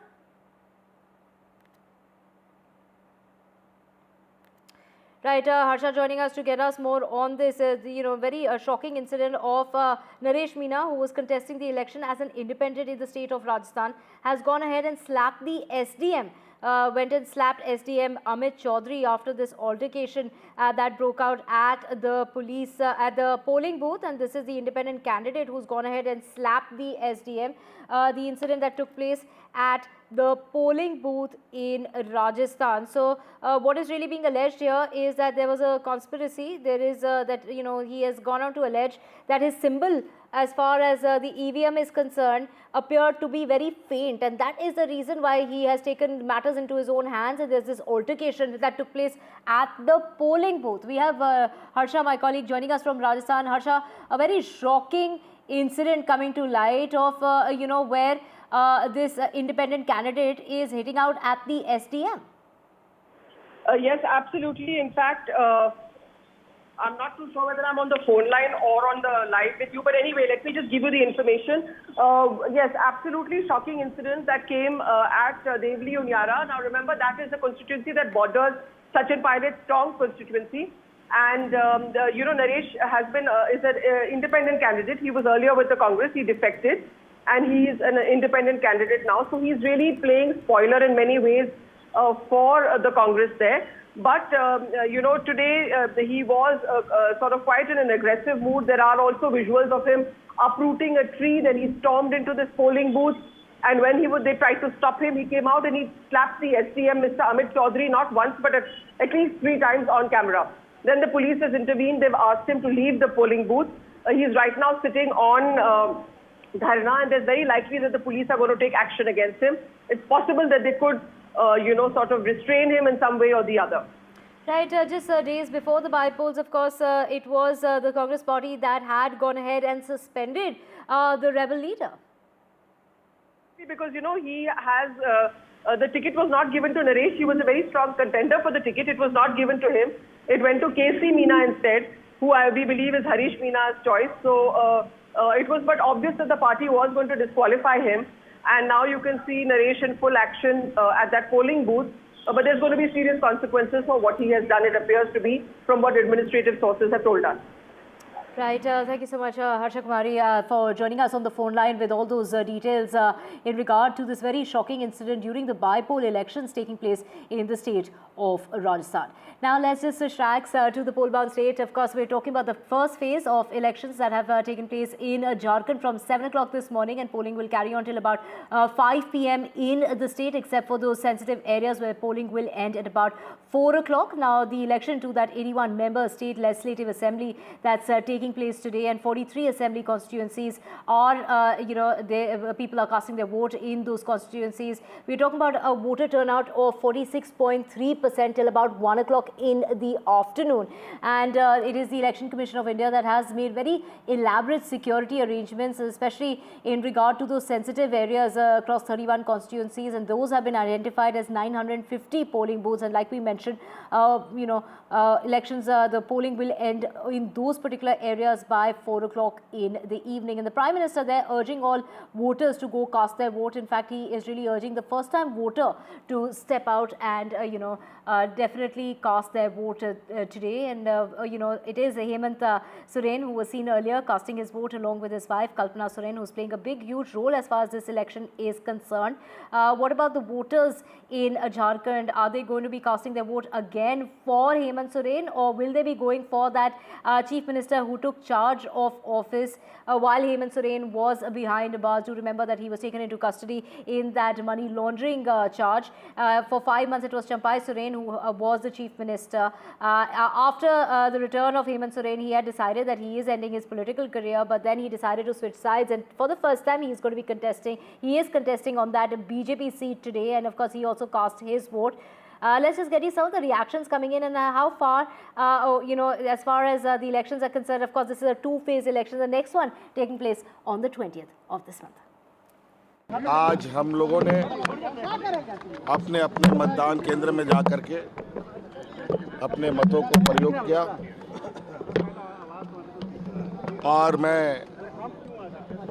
राज्य के हर एक नागरिक से appeal करता हूं कि इस महापर्व को और इस लोकतंत्र के इस व्यवस्था को हम लोग और मजबूत करें। भाजपा गठबंधन जो है ना, उसी का जीत है, विजय है, इसमें कोई किंतु परंतु नहीं है। देखिए, मुद्दा तो ये है, झारखंड क्षेत्र में सबसे अहम मुद्दा है बांग्लादेशी घुसपैठ, बेरोजगार जो बहाली नहीं हो पाया, सबसे बड़ा मुद्दा है। यहाँ इरिगेशन का काम नहीं बढ़ा पाया, बेरोजगार को रोजगार नहीं, राज्य में सिर्फ भ्रष्टाचारी, ये सब तो बड़ा मुद्दा है। हाँ, महिला सुरक्षा मेरी प्रायोरिटी रहेगी। भी लगातार काम कर रही हूँ। हर दिन महिला मुद्दों पर मैं महिलाओं को तरह तरह की परेशानियों से बचाने का काम करती हूँ। आने वाले समय में भी करूँगी और हर एक क्लास के लिए काम करूँगी। हर एक जैसे बुजुर्गों के लिए, युवाओं के लिए, युवतियों के लिए, बच्चियों के लिए, हर एक के लिए, क्योंकि मतदान निश्चित रूप से करना चाहिए क्योंकि ये बहुत ही कीमती है। झारखंड में मतदान चल रहा है। बड़े दुख के साथ मुझे कहना पड़ रहा है कि जहां लोकतंत्र का उत्सव संविधान के अनुसार झारखंड में चल रहा है, यह हिंदुस्तान की खूबसूरती है, वहीं इस देश में एक ऐसा राष्ट्रीय दल है जो समय समय पर संविधान, कॉन्स्टिट्यूशन की धज्जियां उड़ाते रहता है। कांग्रेस पार्टी जो एक राष्ट्रीय दल है, यह जानते हुए कि साइलेंट पीरियड चल रहा है, 13 तारीख को प्रथम चरण का मतदान है, 11 तारीख से 48 घंटे के लिए 48 आवर्स के लिए मतदान से पूर्व किसी प्रकार का प्रचार नहीं होगा, मगर उसके बावजूद 11 तारीख से बाद कल 12 तारीख को कांग्रेस पार्टी ने अपना घोषणा पत्र जारी किया है। Right, and we have my colleague Prabhakar joining us to get us more on this. Prabhakar, a 46.3% turnout till about 1 o'clock in the afternoon. Take us through, in comparison to the last elections, where do we stand as far as the voters concerned? The Prime Minister asking the young voters especially to step out, and also Hemant Soren, who's gone on to say that if he'll be supported, he promises that he will do work in a matter of 5 years. He will complete work that others will take 10 years to complete. Of course, it is the BJP there holding up that infiltration card. What are the most key issues as far as the state is concerned, and has there been any impact of Hemant Soren's arrest? Will that really impact his popularity going forward?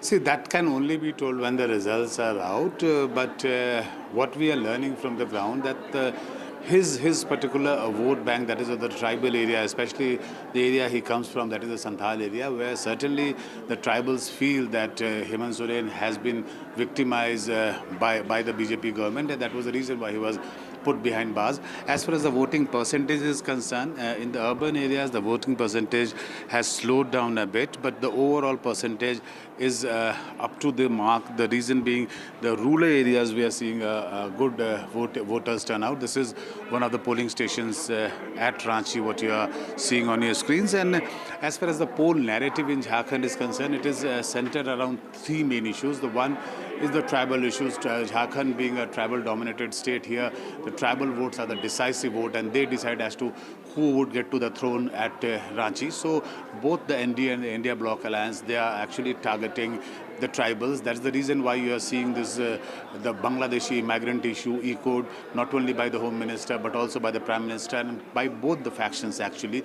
Now, also the women are the most crucial voters out here as anywhere else, and they constitute 50% population of the voters, of the people who are at the votable age. So there's a reason why you are seeing there are claims and counterclaims, and regarding the freebies which have been given to women. It was initially started by JMM called Maiya Samman Yojana, where 1,000 rupees monthly stipend was given to women who were living below the poverty line. The BJP in counter to that claim that if it is voted to power, the BJP is voted to power in Jharkhand, they would increase that stipend amount to 2,100 rupees under Gogo Didi Yojana. And in counter to that, JMM has promised that it would further increase the amount to 2,500 rupees. So that's a substantial rise if you see from 1,000 rupees to 2,500 rupees. Also, the property which would be registered in the name of women, of the family members who are women, that will be completely waived off, and it will be a token amount of 1 rupees which will be charged. So that would go a long way in empowering women and garnering their support in terms of vote during the election. That is the promise by the BJP. Right. Thank you so much, Prabhakar. Of course, that voter turnout, like we mentioned, is about 46%. We will keep coming back to you for more on that. Let's just switch tracks now. And among the 5 seats in Assam that has got to post this morning, all eyes are on this particular area where pre-poll violence has been reported. Even today, there were incidents, and it is Ratnadeep Chaudhary who was caught in one such skirmish that took place between the ruling BJP and the opposition Congress supporters. Let's take a look at this report. Even as the polling continues in 5 constituencies where by-poll is taking place in Assam, all eyes are on Samaguri, which has seen major pre-poll violence in the run-up to the elections. In fact, today in Samaguri, in different areas, there have been small incidents like this one in one part of Samaguri constituency where there were some threats and counter-threats given by activists of political parties. You can see here police is here to calm down the situation. This kind of low-key skirmishes have been happening, and both the ruling BJP and its candidate as well as the main opposition, the Congress, have been alleging that their supporters have been threatened. In fact, people who have been creating nuisance or threatening people near polling stations have been arrested, like in this case, this incident had taken place. So therefore, tension is still there in Samaguri constituency, which has been a Congress stronghold for a long time. Rakibul Hussain, the Congress heavyweight, has represented Samaguri since 2001, and in the last Lok Sabha election, he has contested from the Dhubri Lok Sabha seat. Therefore, he has vacated the Samaguri seat, and this time his son, 26-year-old Kamil Hussain, is contesting. But the BJP is trying to make a dent in this fortress of Congress through its candidates Deeplu Ranjan Sharma, and right from the run-up to the election to on the day of the polling, like what you can see here on our screen, there have been confrontation between the supporters of the two parties, and that had led to security forces taking action. In Samaguri, with campus Sanjay Chakravarti, Ratnadeep Chaudhary, NDTV. कुछ नहीं करते police हम इतना senior आदमी है वो हमारा phone block करके रखे है। आप देखिए जो आसाम में लॉ एंड ऑर्डर कोई नहीं कुछ नहीं है, वो सिर्फ हिमंत बिस्वा शर्मा का मर्जी है। और कोड ऑफ कंडक्ट आपका चल रहा है। आज इलेक्शन है, कल 2 बजे सीएम ने वीडियो कॉल से एक लड़का को मोमेंट रेस्ट्रिक्ट होता है ज्वाइन करा के बीजेपी में, वो कैंपेन किया। दुनिया में कोई नहीं करेंगे। This is my democratic right. मैं हर पोलिंग सेंटर में जा सकता हूँ एज ए कैंडिडेट। यहाँ का कांग्रेस का कुछ गुंडा लोग बैठा हुआ था, वो लोग ऑब्जेक्शन किया था, उन लोगों को मालूम नहीं, तो इसलिए हमारा कार्यकर्ता लोग था, वो लोग बोला क्या एज ए कैंडिडेट हम जा सकते हैं, तांजिल भी जा सकते हैं, कोई इंडिपेंडेंट कैरेक्टर। तो ये कांग्रेस का कैरेक्टर है। कांग्रेस ने कभी अगर फ्री एंड फेयर इलेक्शन सामग्री में हो जाएगा तो हम लोग जीतेंगे। पहले तो फ्री एंड फेयर इलेक्शन नहीं हुआ था, पूरा रिगिंग किया था कांग्रेस और कबील हुसैन। तो अभी फ्री एंड फेयर इलेक्शन है। कांग्रेस का लोग हमको बोलेगा हम नहीं जा सकते, वो लोग कौन होता है हम लोग को बोलने के लिए? As far as Karnataka is concerned, it's a direct fight between the Congress and the JDS. It is Union Minister H.D. Kumaraswamy's son, Nikhil Kumaraswamy, who's fighting against local war horse and Congress candidate C.P. Yogeshwar, while this is a battle of political survival when it comes to Kumaraswamy. For Deputy Chief Minister D.K. Shivkumar, this is an opportunity to settle scores after his brother lost the Bengaluru rural Lok Sabha seat, which covers this area as well. In every way, this is a personal battle between two strong OBC Vokalega caste leaders. My colleague Pratibha gets us the details. We have with us the Congress candidate from Channapatna, Mr. C.P. Yogeshwar. Sir, not as a candidate, but as a voter today, what were the key issues that you had in mind before casting your vote? Because in the state of Karnataka, the Congress government is ruling. So I am a ruling government candidate. So I hope I am going to win this election. Because always by election to the favor of the acting government only. I hope this election is favored to me. So last time, even after facing defeat, you did bring water to Channapatna. This time, what are the key issues that you have in mind to do for Channapatna? A lot of development issues are there. Because our constituency people have a lot of hopes on H.D. Kumaraswamy, but he didn't deliver the things. So the anti-incumbency is against Kumaraswamy. So a lot of issues are there because the government is with me. The government, I am the part of the government. So I hope I will do many things to my people. So this time, do you think that this election will be a big turnaround for all the parties concerned here? Definitely, madam. Politically, this is a very important game. That too, what makes you reason? This is the test for the government performance. Thank you so much. This is definitely going to be a litmus test as far as the parties here are concerned, and that has been a statement emphasized by the candidate here, Mr. C.P. Yogeshwar. We have with us JDS candidate from Channapatna, Mr. Nikhil Kumaraswamy. Thank you so much for joining us. How nervous are you today? In fact, after the nominations, it's been good 18 days since I've been gotten an opportunity to visit the whole of the constituency, but unfortunately I couldn't cover up the whole of the constituency. Today where we are standing, this Titmarnalli and a few panchayatis, I missed out these panchayatis unfortunately, but I've been in touch with them regularly. The confidence has been boosting every single day, and that is only because of all the elders' blessing, and especially the women voters, the youth voters. They're saying, coming out and saying orally, vocally, and they're stating out that yes, this time we're going to bless you. So they have a lot of expectations on me. Hopefully I'll get through. Hopefully they'll bless me. Definitely I know my responsibilities, and I'll make sure I'll deliver my responsibilities. Yeah. Most of them have been talking about how they want development and how they want facilities and infrastructure here. As a candidate, as well as you have been interacting with the voters, what do you plan to do? Well, I certainly feel unemployment is something which is bothering everybody, not just the youth but even the women also. Now that my father has been blessed by the people of Karnataka, and of course he's representing Mandya, which earlier he was representing Channapatna, of course. Now he's in cabinet and he's a heavy industries and steel minister. So we have a good scope of opportunity to bring in some good manufacturing sectors like industries and factories set up here. So that we are already, Kumaraswamyji is in talks with a few of the company.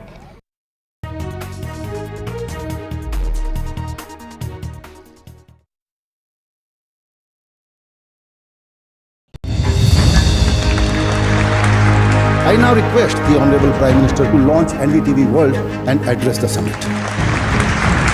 It was the grand launch of NDTV World by Prime Minister Narendra Modi. NDTV World, as he laid out his vision for the India century at the NDTV World Summit. ऐसी सदी जिसमें भारत के प्रयासों से दुनिया में स्थिरता आए इस प्रोजेक्ट की उम्मीद है in the presence of those who are shaping our future. मेरी तरफ से आपको ढेर सारी शुभकामनाएं हैं। NDTV World, your new home for global news is here. NDTV proudly presents NDTV World Summit 2024, the India Century. I now request the Honorable Prime Minister to launch NDTV World and address the summit. Prime Minister Narendra Modi's inaugural session at the NDTV Summit outlined his vision for the India Century, driven by aspirational India. हमारा प्रयास होगा भारत की century सिर्फ भारत की नहीं बल्कि पूरी मानवता की जीत की सेंचुरी बने। The summit brought together prominent global leaders, highlighting India's pivotal role on the world stage. Not just Indians trusting India's leadership, but the global South especially trusting India's leadership. Permanent seat on the UN Security Council is something that should be India's right. Canada is concerned, I think there are some very specific issues. I think a lot of people know that. AI is going to be one of the most important, drivers. It's a very exciting time for India, Indian cinema as well at a global level. NDTV World Summit was more than just a conversation. It was a confluence of ideas poised to shape our global future.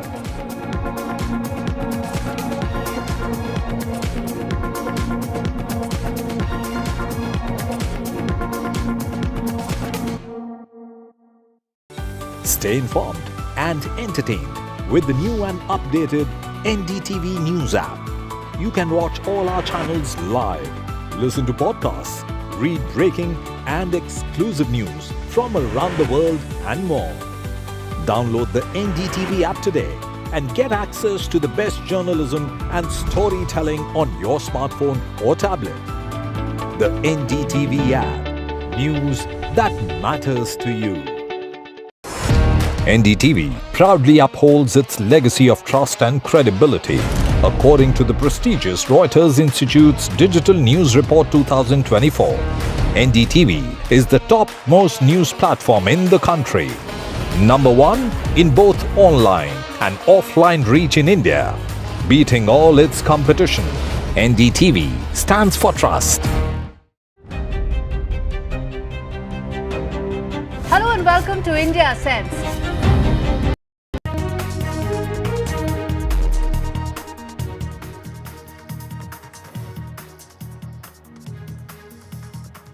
Good afternoon and welcome to NDTV. I am Ankit Tyagi. Let's quickly take you through the headlines we are tracking at 2 p.m.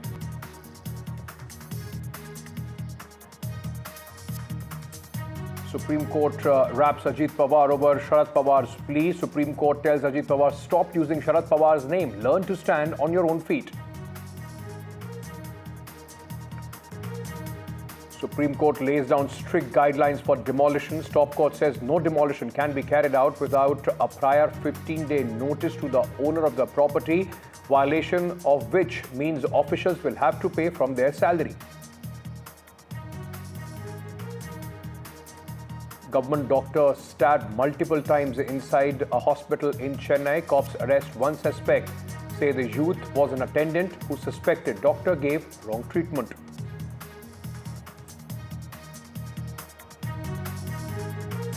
Politics over luggage checks of leaders in Maharashtra. BJP shares video of Maharashtra Deputy Chief Minister Devendra Fadnavis' bags being checked after Uddhav Thackeray alleges bias.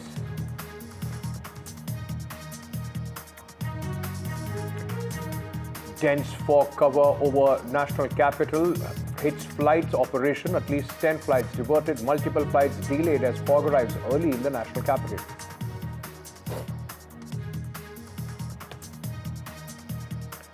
Voting underway in 43 seats in phase 1 of Jharkhand. Voters turnout 46.3% till 1 p.m. Both JMM and BJP assert confidence.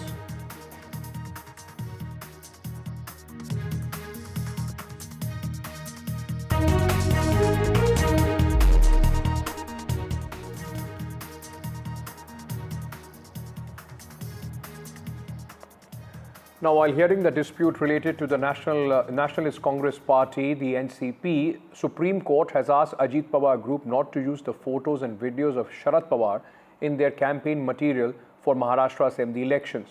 The court told NCP Ajit Pawar they have to fight the election based on the separate identity.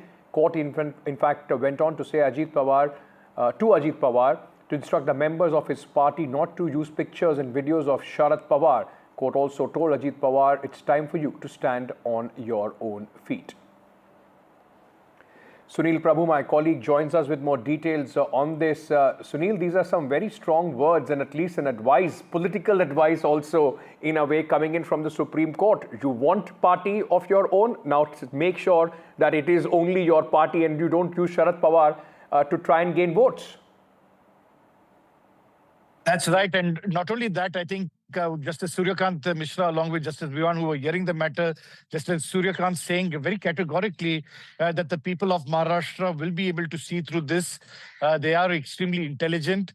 They even asked the question whether all this Twitter and all, whether people in rural Maharashtra will understand, to which Justice Singhvi, the advocate for Mr. Sharad Pawar, Mr. Singhvi, said very categorically that you'll be surprised to know that these messages that are happening in Delhi are also, percolating down to rural Maharashtra. In fact, they were inclined towards imposing a fine, but they asked the Ajit Pawar camp to very categorically give a statement and an affidavit to say that one of the MLCs that he had pointed out having made having a video of Mr. Sharad Pawar, and it's in that backdrop that they will hear this matter again on Tuesday. They are definitely seeking some kind of penalty of some kind of strictures from the Sharad Pawar camp against Ajit Pawar to send the message loud and clear that you can't keep piggybacking on Mr. Sharad Pawar to gain your votes in the fight for the Maharashtra elections. Sunil, does that then, you cover both, of course, the politics of Congress party, the NCP and many opposition parties along with the Supreme Court. Let me now ask you a political question. Does that in any way mean that, Ajit Pawar and his party still needs that push, especially among the rural voters? They need Sharad Pawar's face so that the confusion can still prevail over which the real NCP is? Well, as you can well imagine, I think the proof of the pudding is in the eating. Today, elections are fought on symbols. The clock has been given to Mr. Ajit Pawar, but there's a proviso that has to be put to say that it's still under dispute. It hasn't been decided, and that's the something that the Supreme Court had to lay down. In fact, what kind of advertisement had to be put out, this type, and the standard and how big it should be, because they're put small snippets in newspapers. There is definitely a fight for the battle in terms of legitimacy of who is the real original NCP. This, of course, being decided by the Election Commission, for which you've seen, and it's become a political issue with political parties, be it Uddhav Thackeray or Sharad Pawar, attacking the Election Commission for the decision that they have taken in terms of the symbol. But nevertheless, the fact is that you can still understand with the way that, there are various other MLCs, various other people who continue to use Mr. Sharad Pawar's image, that you definitely need to piggyback. And that is why the matter is being adjudicated in the Supreme Court at the highest level. And they're hoping for some kind of justice, even though Justice Suryakant Mishra says the people are the ultimate who will be able to decide and understand who exactly is where and what. Thank you, Sunil, for joining us with all those details at this moment. Moving on now, a government doctor in Chennai. Horrific incident once again, which raises questions over the safety of doctors. We were talking about West Bengal a few days back, and now, of course, in Chennai as well, this incident coming to light where a government doctor has been stabbed multiple times at a hospital on Wednesday morning by a young man who posed as an employee. The doctor, an oncologist, is also a heart patient and suffered injuries to his upper chest. He is in ICU, but sources say his condition is stable. The young man who stabbed the doctor has been arrested. The attack took place in the OPD after he suspected the doctor had prescribed incorrect medication. Tamil Nadu Health Minister Masubramaniam said the attacker used a small knife but insisted there was no security lapse. Now, Chief Minister M.K. Stalin has ordered an inquiry. Health Minister and Deputy Chief Ministers have also visited, in fact, the hospital after doctors started their protest.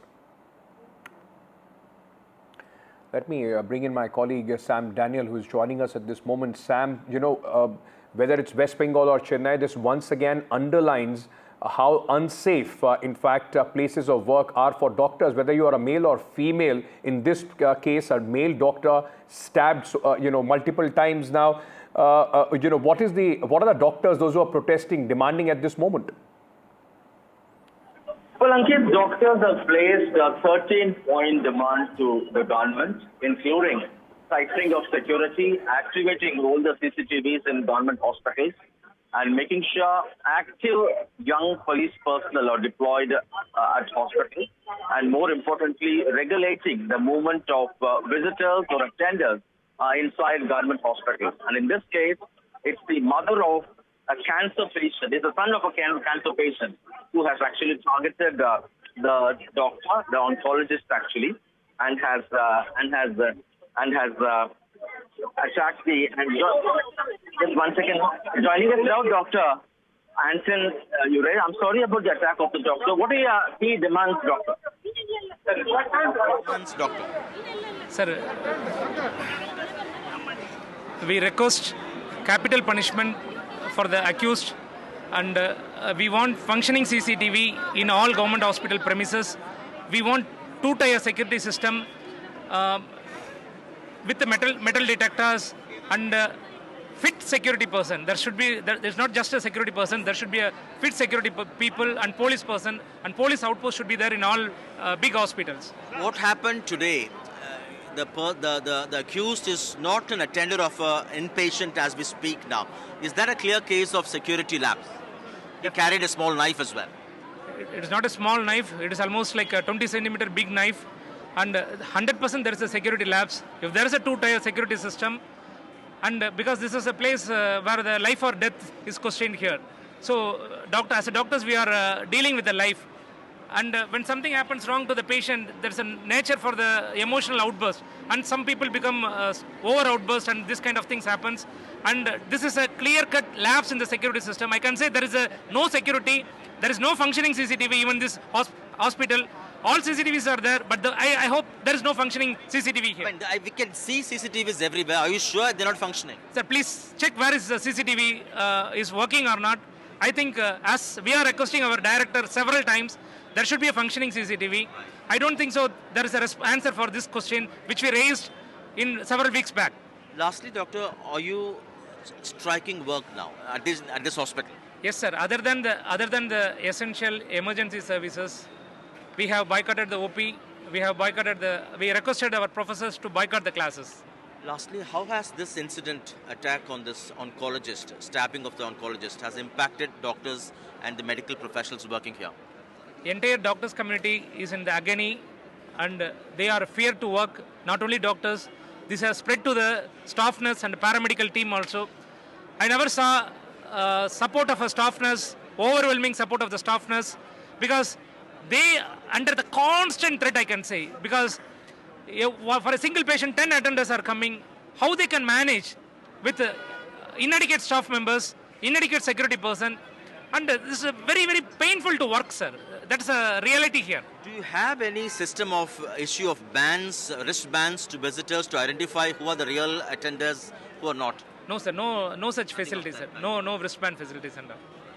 I'm sorry about the attack again, doctor. Thank you very much for your time. So, doctors, in a kind of a protest outside the Kalingar Centenary Hospital, demanding fulfillment of all their 13-point demands. The government is holding talks with the Government Doctors Association around 4 o'clock this evening, and they hope many of the demands would be met. But certainly this incident has shocked the medical fraternity across Tamil Nadu. Deputy Chief Minister Udayanidhi Stalin visited. He held talks with doctors, and he said this cannot be called as a security lapse, because in his view, every visitor to the hospital cannot be frisked. And this particular person was known to be an attender whose mother was being treated here for a long time. And that's why they say there was no suspicion about his movement. But certainly more information and more clarity in terms of what the government intervention will be after the meeting at 4 o'clock. Lastly, Chief Minister M.K. Stalin has expressed shock and has said enough action will be taken immediately, not only to investigate but Okay. also to ensure this kind of incident will not happen again. Ankit. We'll leave it there, Sam. Thank you so much for joining us with all those details. Moving on directly to Devghar in Jharkhand, where Prime Minister Narendra Modi is campaigning for the second phase of polling in the state of Jharkhand. Remember, today already the polling for the first phase is going on in the state. और नौजवानों के भविष्य के लिए जो गारंटियां दी है उनके प्रति भारी समर्थन दिख रहा है। हमारा ये संथाल का क्षेत्र भी इस बार नया इतिहास रचने के लिए तैयार है। संथाल में इस बार जेएमएम कांग्रेस का सुपड़ा साफ होना तय है।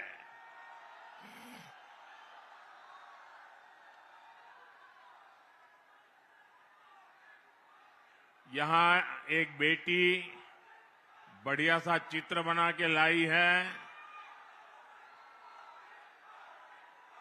बेटी, आपने चित्र के पीछे अपना नाम पता लिखा है? अपना नाम पता लिखा है? अपना नाम पता पीछे लिखा है? अच्छा, वो बोल नहीं पाती है। अच्छा, अपना नाम पता लिख करके वो चित्र मुझे दीजिए, मैं आपको चिट्ठी लिखूंगा बेटे।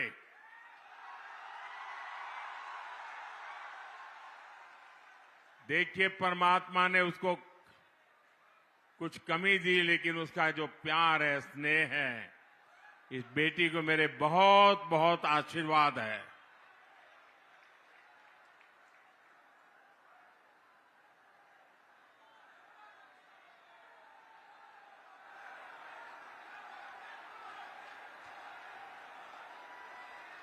बोले भारत माता की, भारत माता की।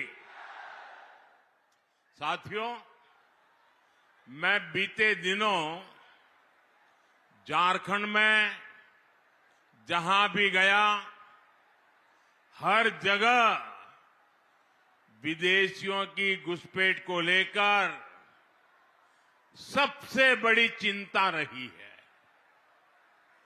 झारखंडी गौरव,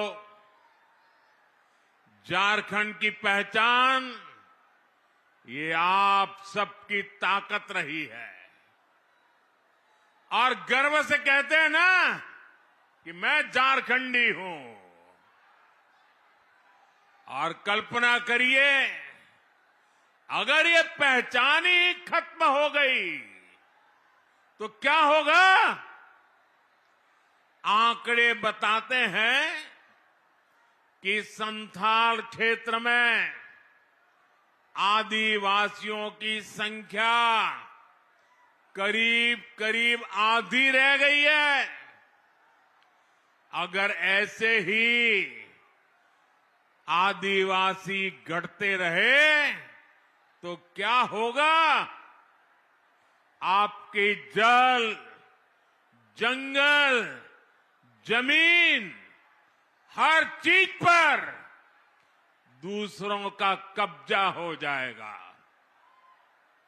हमें इस स्थिति से मेरे आदिवासी परिवारों को भी बचाना है, झारखंड को भी बचाना है, हर झारखंडी को बचाना है। साथियों, आज झारखंड की पहचान बदलने की बहुत बड़ी साजिश हो रही है। जेएमएम कांग्रेस में बाहर से आए घुसपैठियों को यहां का परमानेंट निवासी बनाने के लिए हर गलत काम किए गए। इन घुसपैठियों को उनके लिए रातों रात पक्के कागज बनाए गए। आदिवासी बेटियों को शादी के नाम पर ठगा गया और जमीन हथिया ली गई। इन घुसपैठियों ने आपसे आपका रोजगार छीन लिया, आपकी रोटी भी छीन ली। और इस पर यहां की सरकार का दोहरा रवैया देखिए। जेएमएम सरकार ने कोर्ट में कह दिया कि झारखंड में कोई घुसपैठ हुई नहीं है। मैं सोशल मीडिया पर एक बुजुर्ग का वीडियो देख रहा था। उनकी आंखों में आंसू थमने का नाम ले रहे थे। वो फूट फूट करके रो रहे थे। यहां स्थानीय निवासियों को पानी तक मिलना मुश्किल हो गया है।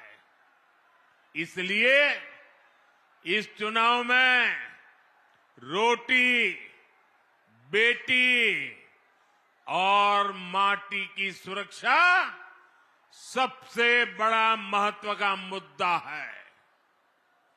और मैं आपको विश्वास दिलाता हूं, भाजपा एनडीए सरकार संथाल की, झारखंड की रोटी, बेटी और माटी की सुरक्षा से कोई खिलवाड़ नहीं होने देगी। साथियों, हम बाबा बैद्यनाथ के भक्त हैं। हम सिद्धो कान्हू, चांद भैरव और फूलो जानू की ही तो बेटे बेटी है। हम कर्मा पूजा करने वाले लोग हैं, जो बहन और भाई के मजबूत रिश्ते का प्रमाण है। मुझे याद है, जब सितंबर में मैं झारखंड आया था तो उस दिन कर्मा पूजा का माहौल था। यहां की मेरी एक आदिवासी बहन ने एयरपोर्ट पर उतरते ही मुझे कान के पास जावा पहनाया था। मैं पूरे दिन उस जावा को कान पर लगाए शान से घूमता रहा और दिल्ली पहुंचा, तब भी मेरे कान पर से जावा उतरा नहीं था। साथियों, हमारे संस्कार, हमारी संस्कृति में माता, बहनों, बेटियों का स्थान बहुत ऊंचा है। लेकिन यहां क्या हो रहा है? यहां हमारी एक बेटी, हमारी बहन को कांग्रेस के नेता गाली देते हैं, बद्दी बद्दी गालियां देते हैं। बहन सीता सोरेन के लिए इन्होंने क्या क्या नहीं कहा। आखिर इन लोगों में इतनी हिम्मत आई कहां से?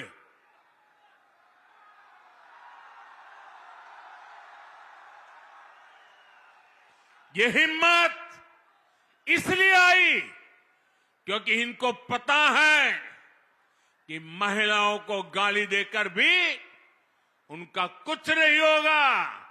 सरकार उनकी रक्षा करने के लिए बैठी है। वो जानते हैं कि जेएमएम को आदिवासी बेटी के मान सम्मान की कोई चिंता नहीं है। और इसलिए कांग्रेस और उसके नेता आदिवासी बेटियों का अपमान करते फिरते हैं। और ऐसा नहीं है कि उनकी ये हरकत सिर्फ झारखंड में होती है। आप जानते हैं, भाजपा ने एक आदिवासी बेटी को राष्ट्रपति बनाने का फैसला किया।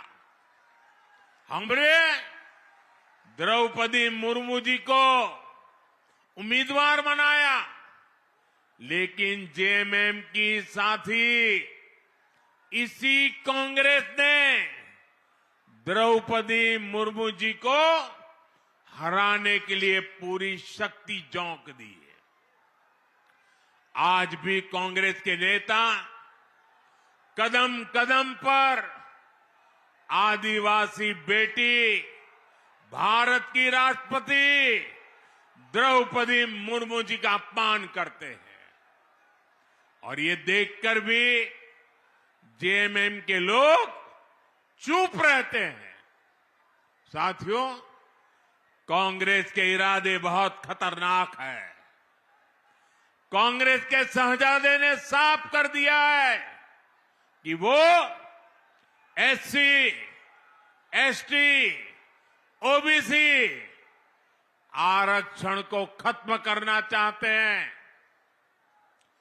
इनके पिताजी जब कांग्रेस पार्टी के सर्वे सर्वा थे, आज जो राजकुमार है ना, उनके पिताजी, तब ही उन्होंने आरक्षण हटाने का ऐलान कर दिया था।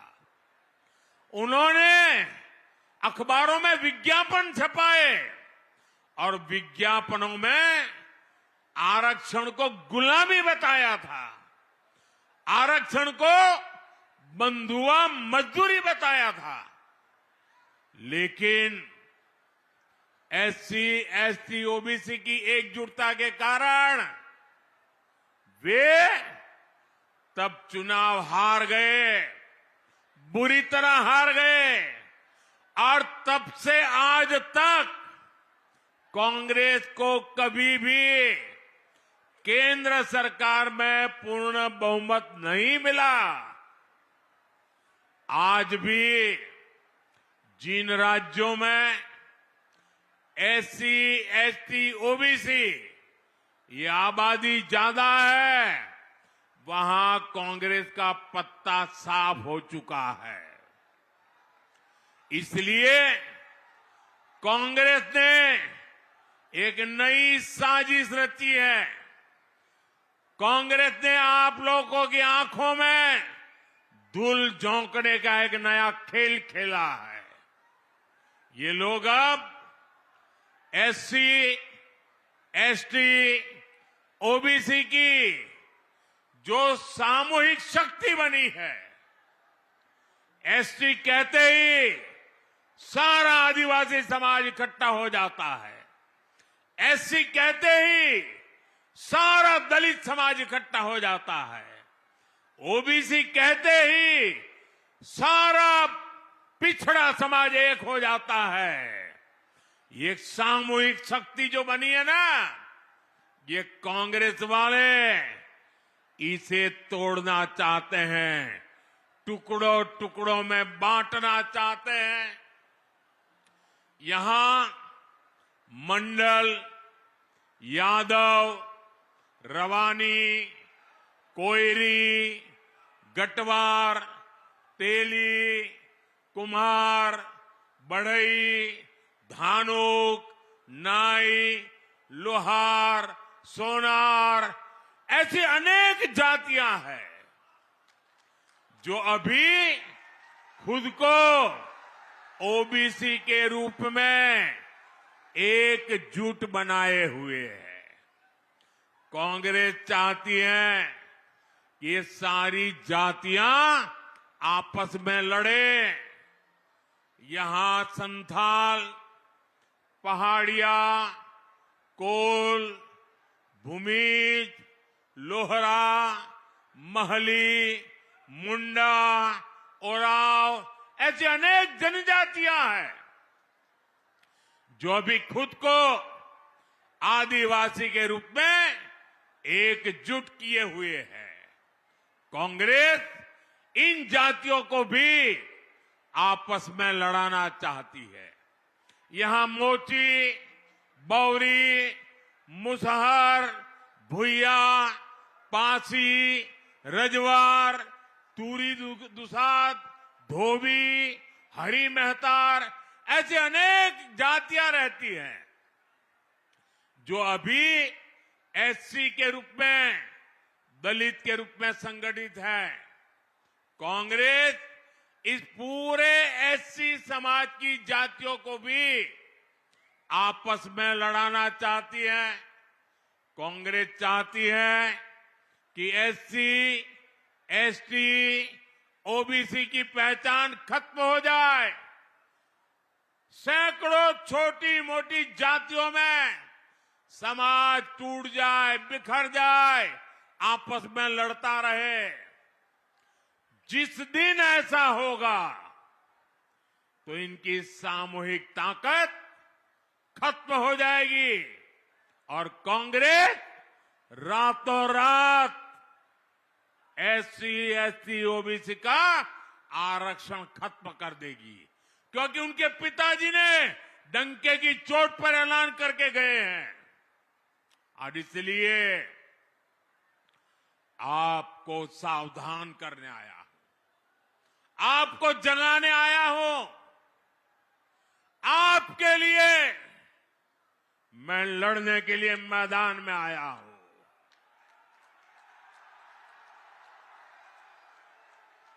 मेरे भाई बहन, आपको सावधान ज्यादा रहना है। आपको याद रखना है, एक है तो सेफ है, एक है तो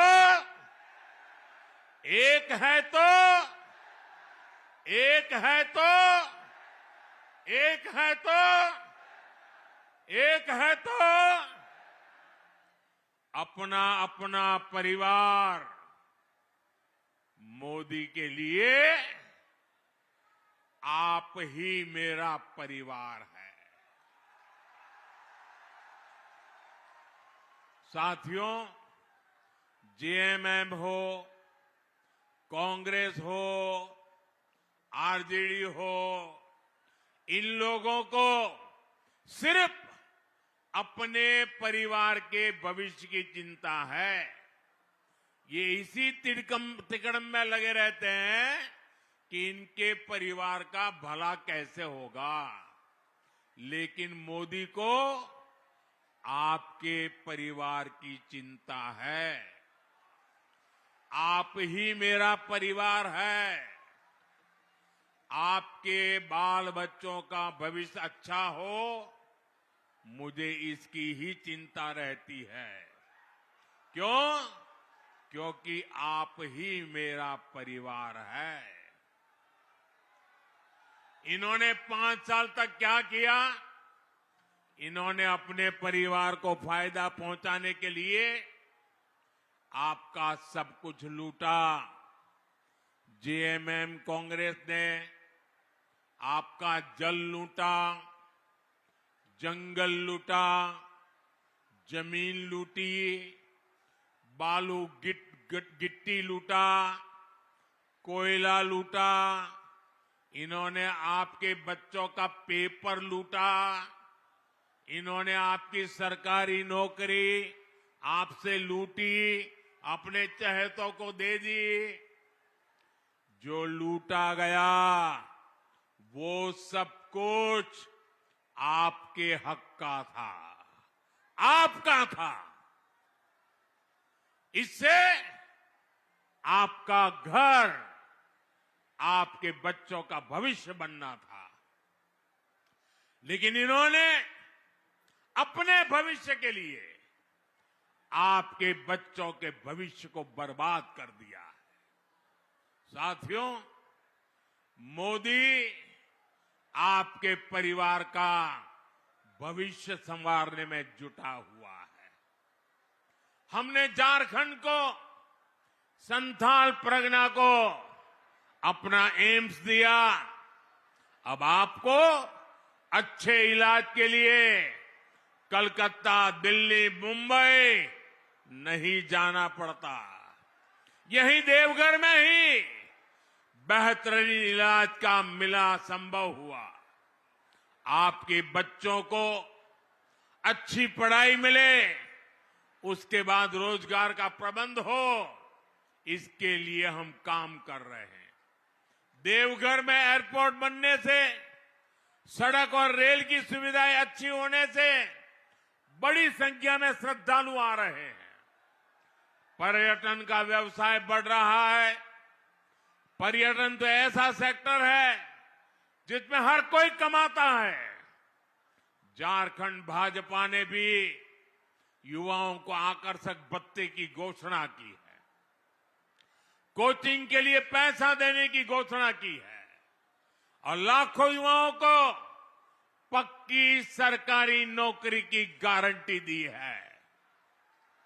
ये सारी गारंटियां आपके परिवार को सशक्त करने के लिए है।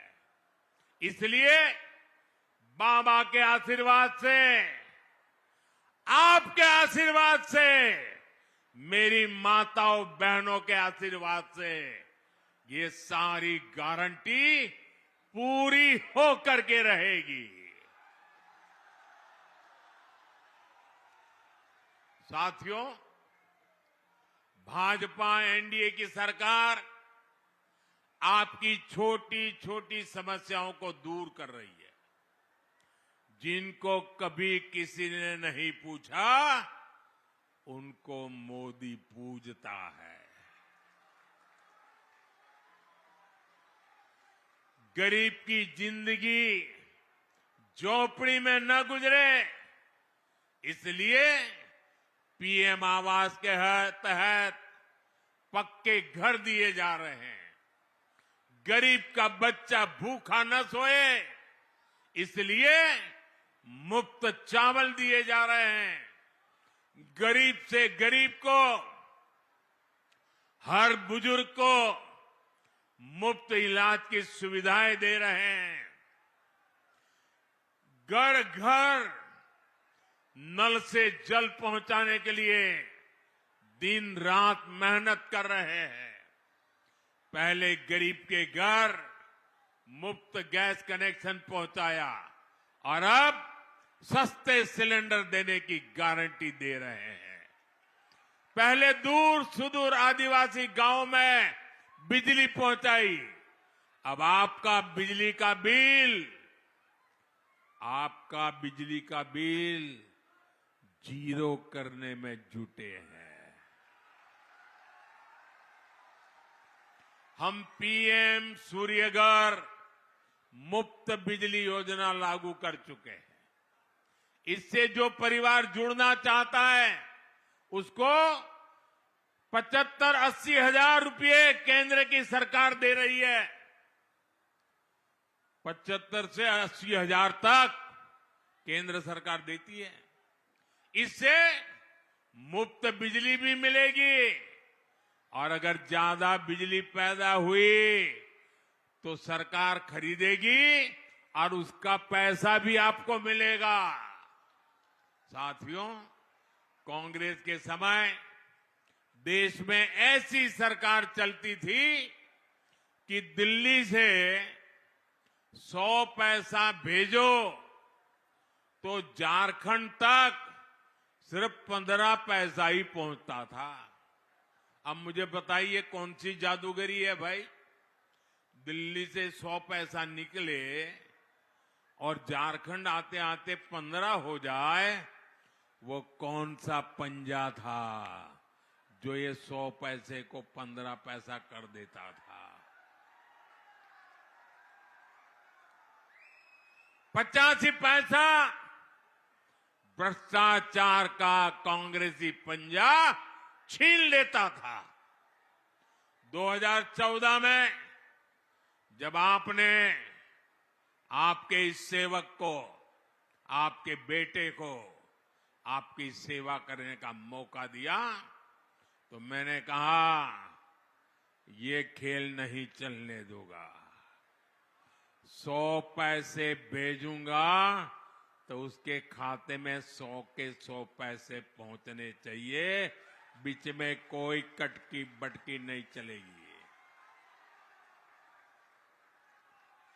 मैं कांग्रेस और उसके साथियों को आपको लूटने नहीं दूंगा। आपके हक का पैसा आप तक जरूर पहुंचेगा।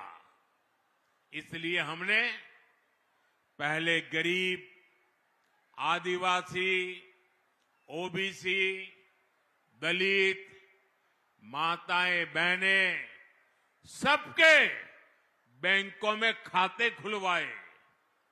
और जब मैं बैंकों के खाते खुलवाता था ना, तब ये बड़े बड़े दिग्गज मुझे गालियां देते, मेरी मजाक उड़ाते थे, कार्टून बनाते थे। लेकिन मैं ऐसे दिखता नहीं हूं। मैं जनता के लिए जीता हूं, जनता के लिए जूझता हूं। और मैंने बैंक के खाते खुलवाए ताकि सरकार का पैसा सीधा लाभार्थी के बैंक के खाते में जमा हो जाए। कोई बिचौलिया उस पैसे को मार ना ले। 10 साल पहले कांग्रेस जेएमएम के राज में किसानों के नाम पर कर्ज माफी की घोषणा की थी। झारखंड के असली किसान को एक फूटी कौड़ी नहीं पहुंचती थी। लेकिन आज पीएम किसान सम्मान निधि का पैसा सीधा किसानों के बैंक खाते में जमा हो जाता है। देवघर जिले के किसानों के खाते में भी पीएम सम्मान निधि का करीब 700 करोड़ रुपए पहुंच चुका है। 700 करोड़ रुपया इस एक इलाके में। अब झारखंड भाजपा ने गोगो दीदी योजना, गोगो दीदी योजना के तहत हर महीने हजारों रुपये बहने के खाते में सीधा जमा करने की घोषणा की है। ये पैसा सीधा हमारी बहन बेटियों के खाते में जमा हो जाएगा। झारखंड भाजपा ने धान किसानों के लिए 3,100 रुपये एमएसपी की भी घोषणा की है। ये पैसा भी सीधा किसान के खाते में जाएगा। भाजपा एनडीए सरकार में कटकी बटकी वालों को कोई जगह नहीं है। कटकी बटकी का सवाल ही पैदा नहीं होता। साथियों, झारखंड भाजपा ने बनाया है, एनडीए ने बनाया है। अब हम सभी को मिलकर हमारे झारखंड को संवारना है। देश के अग्रिम राज्यों में हमें झारखंड को ला करके खड़ा कर देना है। साथियों, आज झारखंड देश दुनिया को ऊर्जा दे रहा है, ईंधन दे रहा है। हमारा झारखंड विकसित भारत के निर्माण को भी ऊर्जा देगा। मैं वो दिन देख रहा हूं जब देश विदेश में झारखंड के गौरव का परचम लहराएगा। साथियों, मेरे लिए आप ही, सुन लीजिए, मेरे लिए आप ही मोदी है।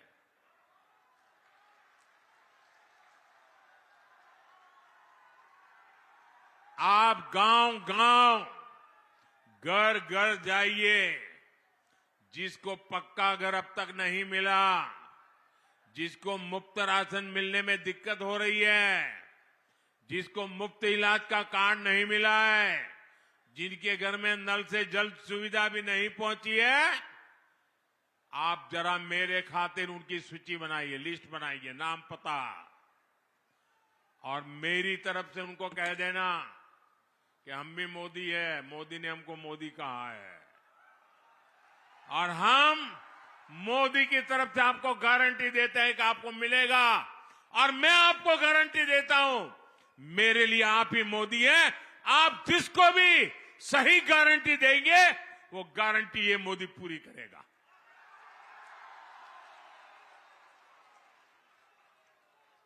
अच्छा, आप एक काम करेंगे, एक काम करेंगे, जरा हाथ ऊपर करके सबके सब बताइए, मेरा काम करेंगे। भाजपा एनडीए के इन सभी उम्मीदवारों को भारी बहुमत से विजयी बनाना है, पुराने रिकॉर्ड तोड़ने हैं।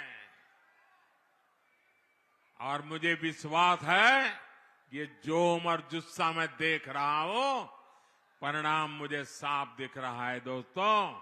और मैं आपको वादा करता हूं, मैं चुनाव नतीजे के बाद फिर से झारखंड आऊंगा और झारखंड में बीजेपी एनडीए की सरकार का शपथ समारोह होगा और मैं उसमें मौजूद रहूंगा।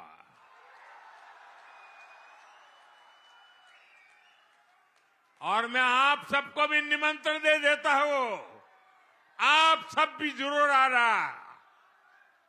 आज इतनी बड़ी तादाद में आप आए, एक बार फिर आप सभी को जोहार। मेरे साथ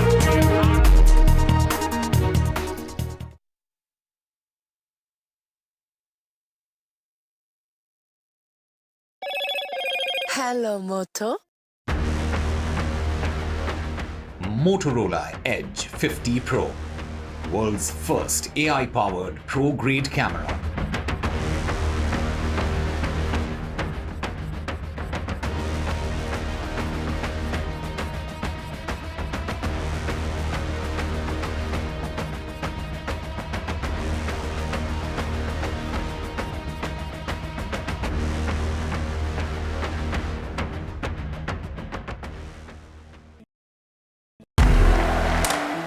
I want to thank the American people for the extraordinary honor of being elected your 47th president. Donald triumphs. What does Trump's win mean for America, for the world, for the wars, and for India-US relations? Non-stop coverage on NDTV. Top analysts and voices from the ground. Extensive coverage on NDTV.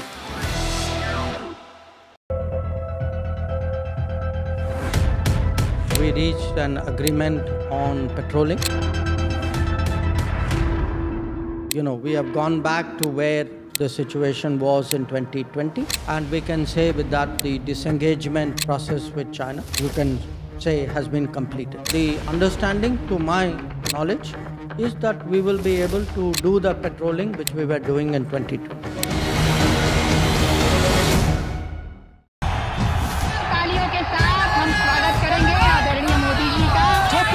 Shivaji Maharaj की त्यांचा agenda फक्त corruption first आमचा agenda आहे nation first घोषणा आणि जनतेचे पैसे लुटणं cut commission आणि करप्शनला आमच्याकडे थारा नाही त्यांचा परिवारवाद आमचा महाराष्ट्रामध्ये 1,75,000 जागा रिक्त आहेत का भरत नाही राज्याची जनतेच्या घमाच्या पैशाची तिजोरी लुटण्यासाठी हे सरकार आहे पूर्वीच्या सरकारच्या काळामध्ये निधी देताना त्यांना असं वाटायचं की त्यांच्याच खिशातले पैसे चालले शेतकऱ्यांना मोफत वीज देण्याचं काम आपल्या सरकारने सुरू केलं It's a web of frauds, calls, luring emails, threatening messages. Cyber frauds have cast their net wide and everyone is at risk. We track the victims, their horror stories as they get conned online, extorted and robbed of their hard-earned money. How to identify a cyber fraud and how to stay cyber safe? What are your options? Fraud.con. Only on NDTV 24/7. I've been reporting on all issues, big and small, from Andhra Pradesh.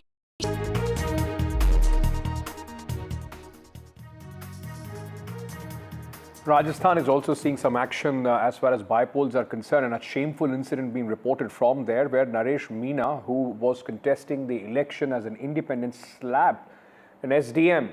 Meena slapped the SDM Amit Chaudhary after an altercation at the polling booth, and this was in fact recorded in full view of the camera.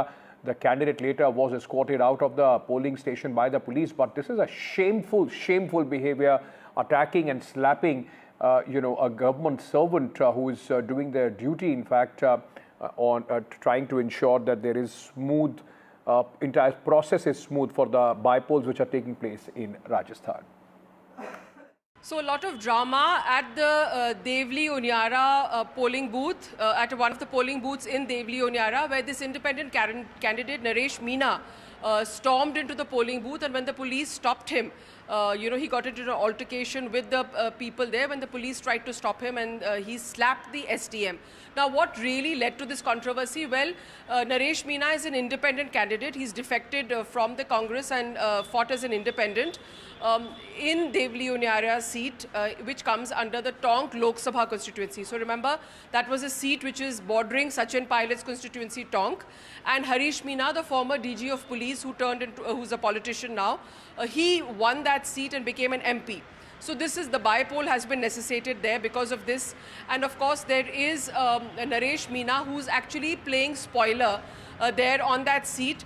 So Naresh Meena objected that on the ballot, his symbol was not clearly showing up in good focus. He said it was very light, it was not clearly displayed, and he had objections to that. To which the returning officer has said that, they did a mock poll. The ballot papers have been printed according to, has been printed according to guidelines by the Election Commission. There is no such question that anything has been printed dark or light. So, of course, he objected to that, and he went into that polling booth in Devli Unyara. When they tried to stop him, he slapped the STM there. Amit Chaudhary has been slapped. There is a lot of drama there, and it's very likely that there's going to be action now against Naresh Meena for assaulting a public servant when he's carrying out his official duties. In Maharashtra, where elections are due on November 20th, there is politics going on over the Election Commission. In fact, officials checking the bags of leaders from the opposition party. Now, yesterday it was the Uddhav Sena leader, Uddhav Thackeray, who created, in fact, and said that are the opposition leaders or the BJP leaders' bags also being checked. Today, the BJP has released some pictures of Maharashtra Deputy Chief Minister Ajit Pawar, whose bags have been checked by the Election Commission officials, along with Devendra Fadnavis, the Deputy Chief Minister, whose bags were also checked. Now, the Election Commission has said that there is no bias in this entire process. Meanwhile, the opposition sees red in back-to-back checking of Uddhav Thackeray's bags. Bharatiya Janata Party releasing the videos of their leaders' bags and helicopters being checked seems to be a farce. They have done this after Mr. Uddhav Thackeray ji exposed them and showed how particularly the opposition is being targeted and the bags that they carry were being checked. If the Election Commission is carrying out these kind of checks, it should be done. But what we want to say is that all these checkings should be done impartially across all parties. His bag was checked today and yesterday. And therefore, this action was taken by the Election Commission and checked up, they checked Devendra ji's luggage before that. Before that, they even checked Nitin Gadkari ji's luggage. Before that, in the last Lok Sabha election, they have checked Eknath Shinde ji's helicopter and his bags. And therefore, I think the Election Commission is doing his work well. They have seized around 175 crores worth of cash. They have seized gold bars. Instead of appreciating the work done by the Election Commission, this entire election voting pattern is a very huge exercise. Apart from that, the officials at work, the administration at work, the police personnel at work, instead of appreciating all the officers who are doing a great job, while conducting a free and fair election across the state and across the country, these people are just creating a fuss for no reason. And like Fadnavis ji said, totally whining about everything the whole day since the last 2.5 years. I think people have seen through all this now. And even in, this election, apart from complaints, nothing else they have done. Meanwhile, the executive cannot replace the judiciary, and the legal process should not be prejudge the guilt of an accused. Some harsh words have been said by the Supreme Court today, taking a tough stand on the issue of bulldozer justice. The bench of Justice B.R. Gavai and Justice K.V. Viswanathan delivered the judgment on petitions challenging bulldozer action against people accused of crimes. The trend, which has caught up in several states, is being referred as bulldozer justice, which started largely from Uttar Pradesh, gave that fillip to Yogi Adityanath. State authorities have in past said only illegal structures were demolished in such cases, sending a strong message against this trend. The Supreme Court has on Wednesday held the executive cannot demolish the house of persons only on the ground that they have been accused or convicted in a crime. The Supreme Court giving pan-India guidelines, really saying that, bulldozer justice and, instantaneous justice that has been taking place cannot and must not be, it's tantamounts to lawlessness. And they have now issued guidelines of 15 days notice to be issued. Heavens will not fall. Even municipal laws should be done.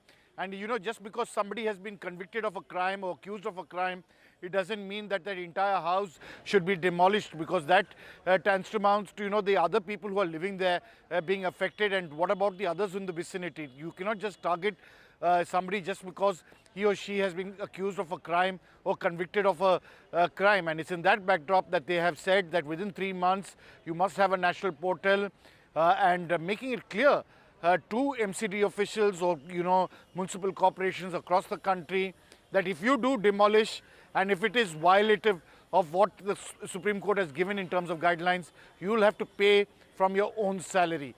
So those directions very clear and loud from the Supreme Court, a message to all officials that, this instantaneous justice that you have started in various states, be it in Uttar Pradesh, Madhya Pradesh, in Delhi we saw, and in full media glare, that is simply not acceptable. It is lawlessness. ये कटने वाले बांटने वालों को बड़ी एक चपराक है, उसके मुंह पर तमाचा है। ये जो राजनीति यूपी में शुरुआत हुई, कि सुप्रीम कोर्ट का ये रिजल्ट जो है, ये बड़ा तमाचा विशेष करके योगी को लगा है, जो बुलडोजर की बात करते, बुलडोजर बाबा की बात करते। सुप्रीम कोर्ट के निर्णय का हम स्वागत करते। सरकार अवैध निर्माण ही तोड़ती है। बुलडोजर तो एक टूल है। सवाल है अवैध निर्माण नहीं होना चाहिए, चाहे अपराधी हो या गैर अपराधी हो। इसलिए संज्ञान लेना उनका भी अपना अधिकार अपने हिसाब से ठीक है, और सरकार जो कर रही है वो भी ठीक है।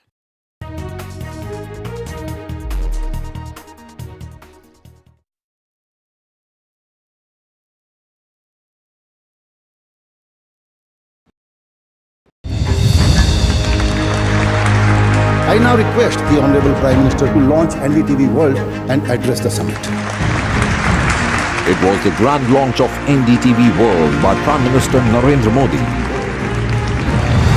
NDTV World, as he laid out his vision for the India century at the NDTV World Summit. ऐसी सदी जिसमें भारत के प्रयासों से दुनिया में स्थिरता आए, in the presence of those who are shaping our future. मेरी तरफ से आपको ढेर सारी शुभकामनाएं हैं। NDTV World, your new home for global news is here.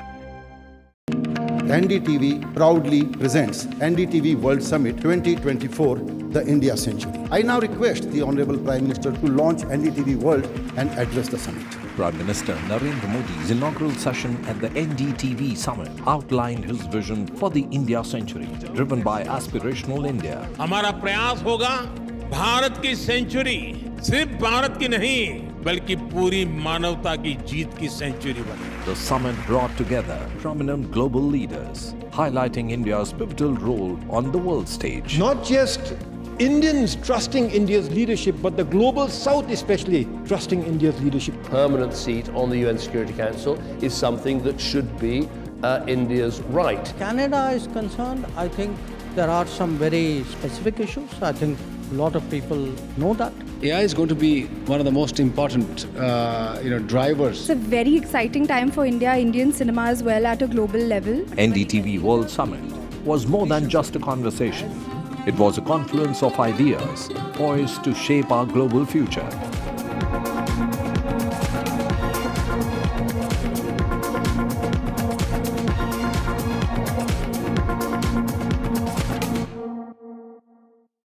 Stay informed and entertained with the new and updated NDTV News app. You can watch all our channels live, listen to podcasts, read breaking and exclusive news from around the world and more. Download the NDTV app today and get access to the best journalism and storytelling on your smartphone or tablet. The NDTV app. News that matters to you. NDTV proudly upholds its legacy of trust and credibility. According to the prestigious Reuters Institute's Digital News Report 2024, NDTV is the topmost news platform in the country. Number 1 in both online and offline reach in India. Beating all its competition, NDTV stands for trust.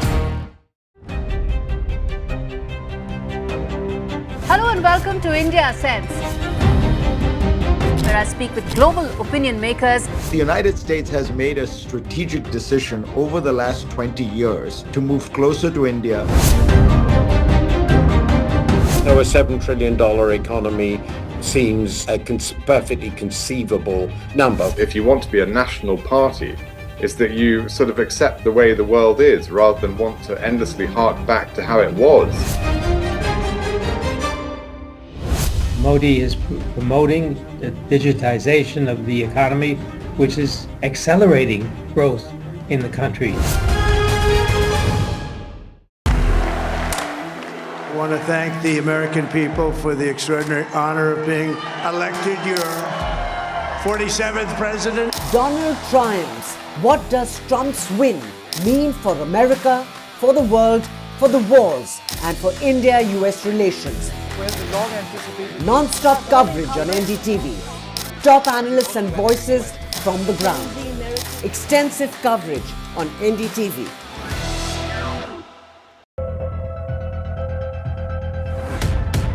We reached an agreement on petroling. We have gone back to where the situation was in 2020, and we can say with that the disengagement process with China, you can say, has been.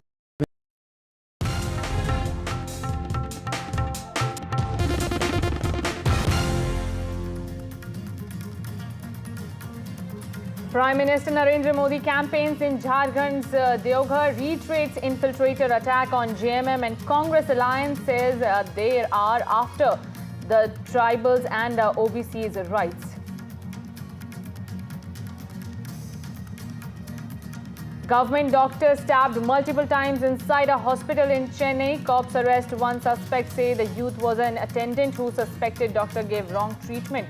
Tamil Nadu CM orders inquiry, doctors hold protest.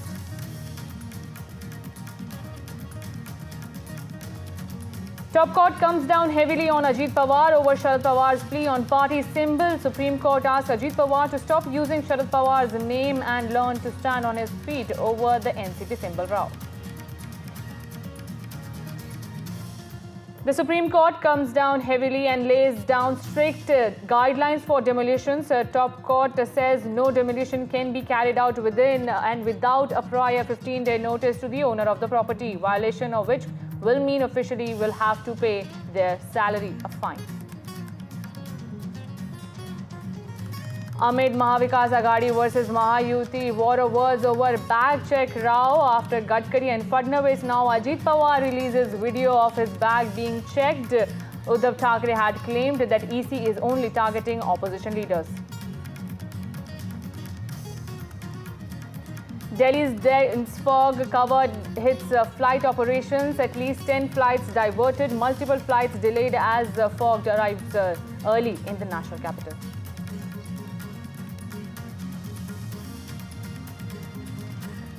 Voting underway in 43 seats in Phase 1 of Jharkhand. Voter turnout rose to 46.3% till 1 p.m. Both JMM and BJP assert confidence in winning by polls.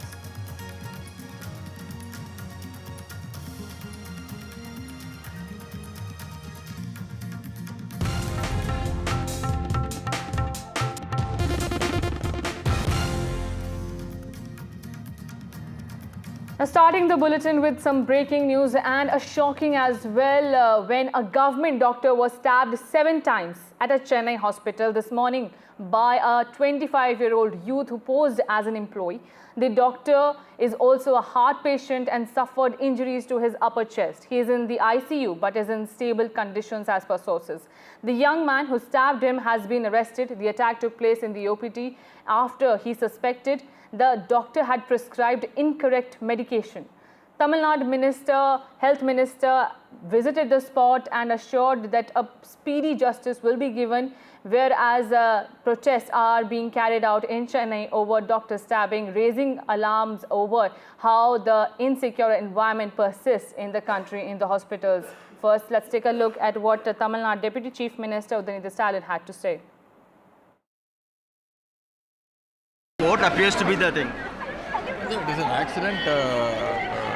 The patient's mother has been infected with cancer. She's a cancer patient. She has been taking treatment here for the last 6 months.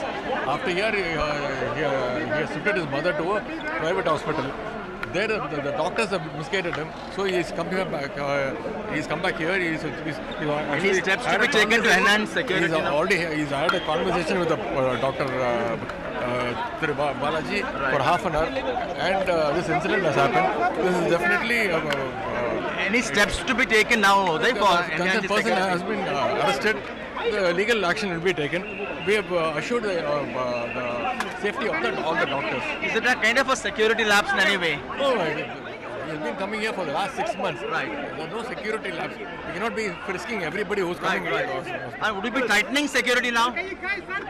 We'll discuss with the CM or Honorable Minister is having a discussion with all the Doctors Association at around 3 o'clock. My colleague Sam Daniel is joining me. Sam, what are the protesters saying who are demanding, as what we heard before you were speaking to several protesting government doctors, they were saying there is no proper security arrangements at the hospital. Take us through the highlights of their demands. Aditi, we come to you from the Kalangar Centenary Super Speciality Hospital, where Dr. Balaji was stabbed this morning. And as we speak now, doctors say his condition is stable. He is at the ICU. And outside the hospital, doctors and nurses, they are actually on a kind of a protest. And at 4 o'clock, there would be a formal meeting. They have given a 13-point demand to the government, including strengthening security at the hospital. Joining us now, Dr. Anton. Thank you very much. Doctor, we're sorry about the attack on Dr. Balaji. What are your key demands now? Sir, we request adequate security persons. We request capital punishment for the accused. We request installation of CCTV and functioning CCTV in all government hospitals.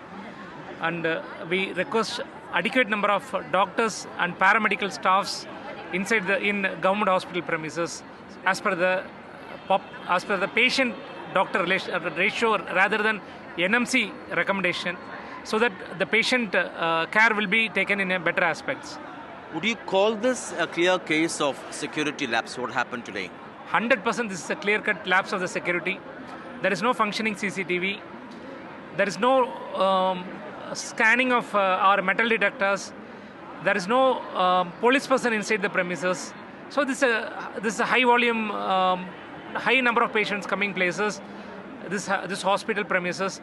So this needs more security person. This is relatively new, what the government claims to be a state-of-art hospital. Are you sure the CCTVs here don't work? I think, I don't have any evidence there is a functioning CCTV. I think there is a CCTV is not functioning here. What's the sentiment among the doctors after this attack? So doctors are in a very painful situation. We request the common public, doctors also a patient. Doctors also can become a patient. Doctors also a one among the public. They are your own brothers and sisters. The attack on a doctor is the loss for the society. It is attacking your own brothers and sisters. So don't see a doctor as like a culprit, what the media, politicians and bureaucrats projects.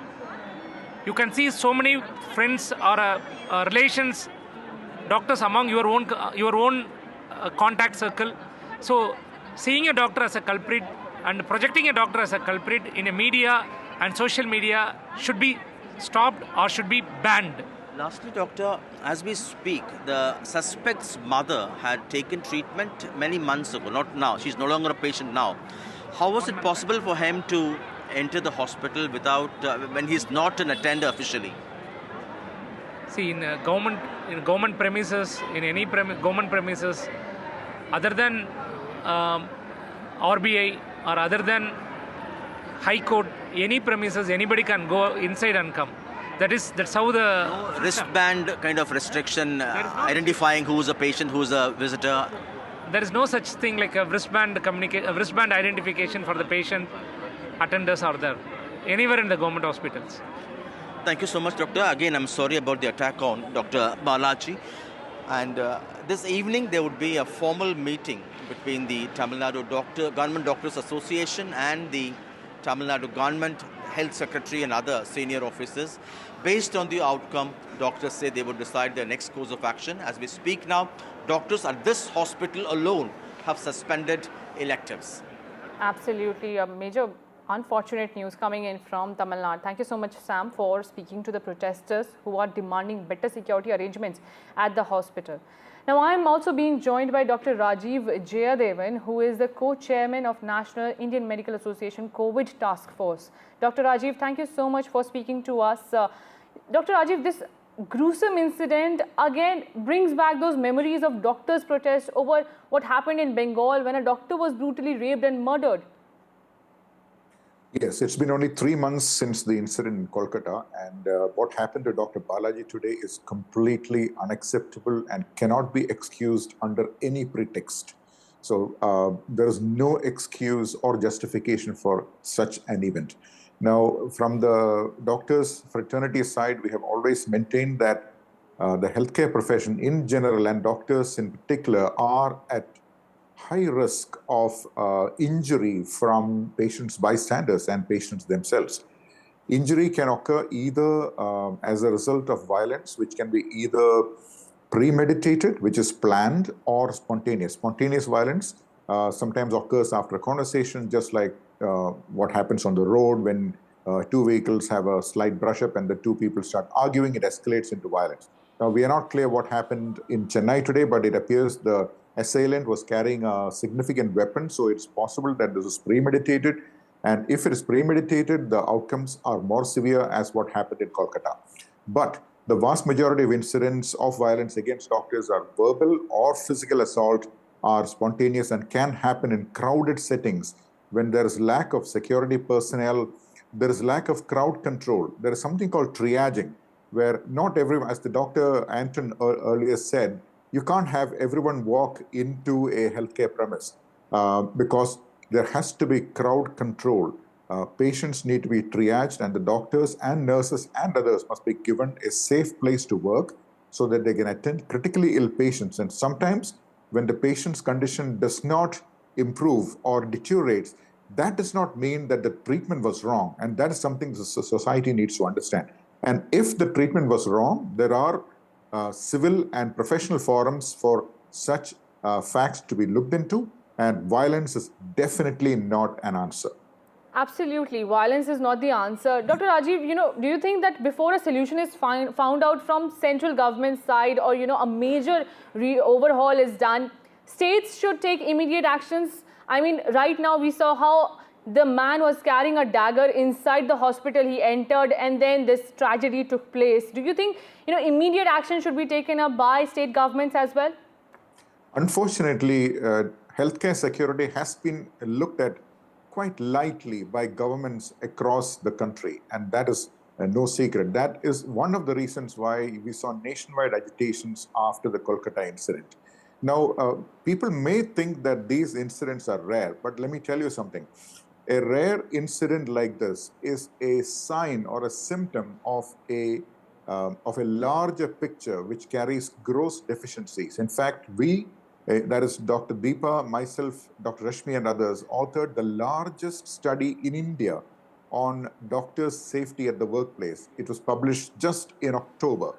We demonstrated that 11% of doctors feel completely unsafe at work. 24% of doctors felt unsafe. half the doctors do not even have a duty room at night, and those doctors who get a duty room do not even get a toilet 1/3 of the time. And there are no CCTVs, there are no security personnel worth speaking of, and if they're present, it's typically old, retired, frail individuals who the doctors complain are often the first to take flight when such an incident happens. So hospitals need to be declared as safe zones. Remember, no matter how aggrieved you are, you did not create violence in an airport. And why is that? Because everybody knows that you can't create violence in an airport. You must go and file a complaint. Likewise, healthcare facilities must be declared safe zones, and a central act must come in place unifying healthcare systems across the country. And it is not just the state governments that need to work. Dr. Rajiv, if you don't mind, can you list down, 5 quick and easy solutions that hospitals can do on their part? It has been a long debate that government should do this or that. Then government says we don't have infrastructure, we don't have resources. Let's, look at a pragmatic approach towards this problem. What should hospitals do right now? Should they install more, detectors, weapon detectors, metal detectors? Should they employ more people for security arrangements? Yes, in our study, we asked the doctors themselves who are on the front line for what they think are the solutions. So here are the top solutions. One, provide adequate security personnel who matter. They should look and act like professional security personnel. I already mentioned that earlier. Right. The second is crowd control. It's quite common to see drunk bystanders enter in crowds into casualty and threaten nurses and doctors verbally and sometimes physically abusing them. Absolutely. That cannot be allowed to happen in any healthcare establishment, private or public. The third will be install professionally managed CCTV monitoring system so that they're not only monitored, but there is preventive action taken as soon as there is any sign of trouble. And the fourth will be a central act that protects all healthcare professionals. That's not just doctors, but let me admit this, doctors are seen as the face of the medical profession and are frequently on the front line. And that is the reason why they are the top targets in such acts of violence. Absolutely. So these are the top recommendations from the study. Well, thank you so much, Dr. Rajiv, for joining us and giving those quick solutions for what we can do on our part. Thank you so much, Dr. Rajiv, for joining us. Now, amid row over delayed elections in Punjab universities, students in the Punjab University are staging a massive protest. Now, heavy security has been deployed as Punjab Chief Minister Bhagwant Mann is visiting the varsity, and security has been beefed up. But this comes at a time when there are allegations that the Punjab Chief Minister is not doing enough to carry out the elections. You can see how the students are protesting over delayed Senate elections in the Punjab University. My colleague Gurpreet Chinna is joining me for more details. Gurpreet, take us through the key demands and highlights of this protest.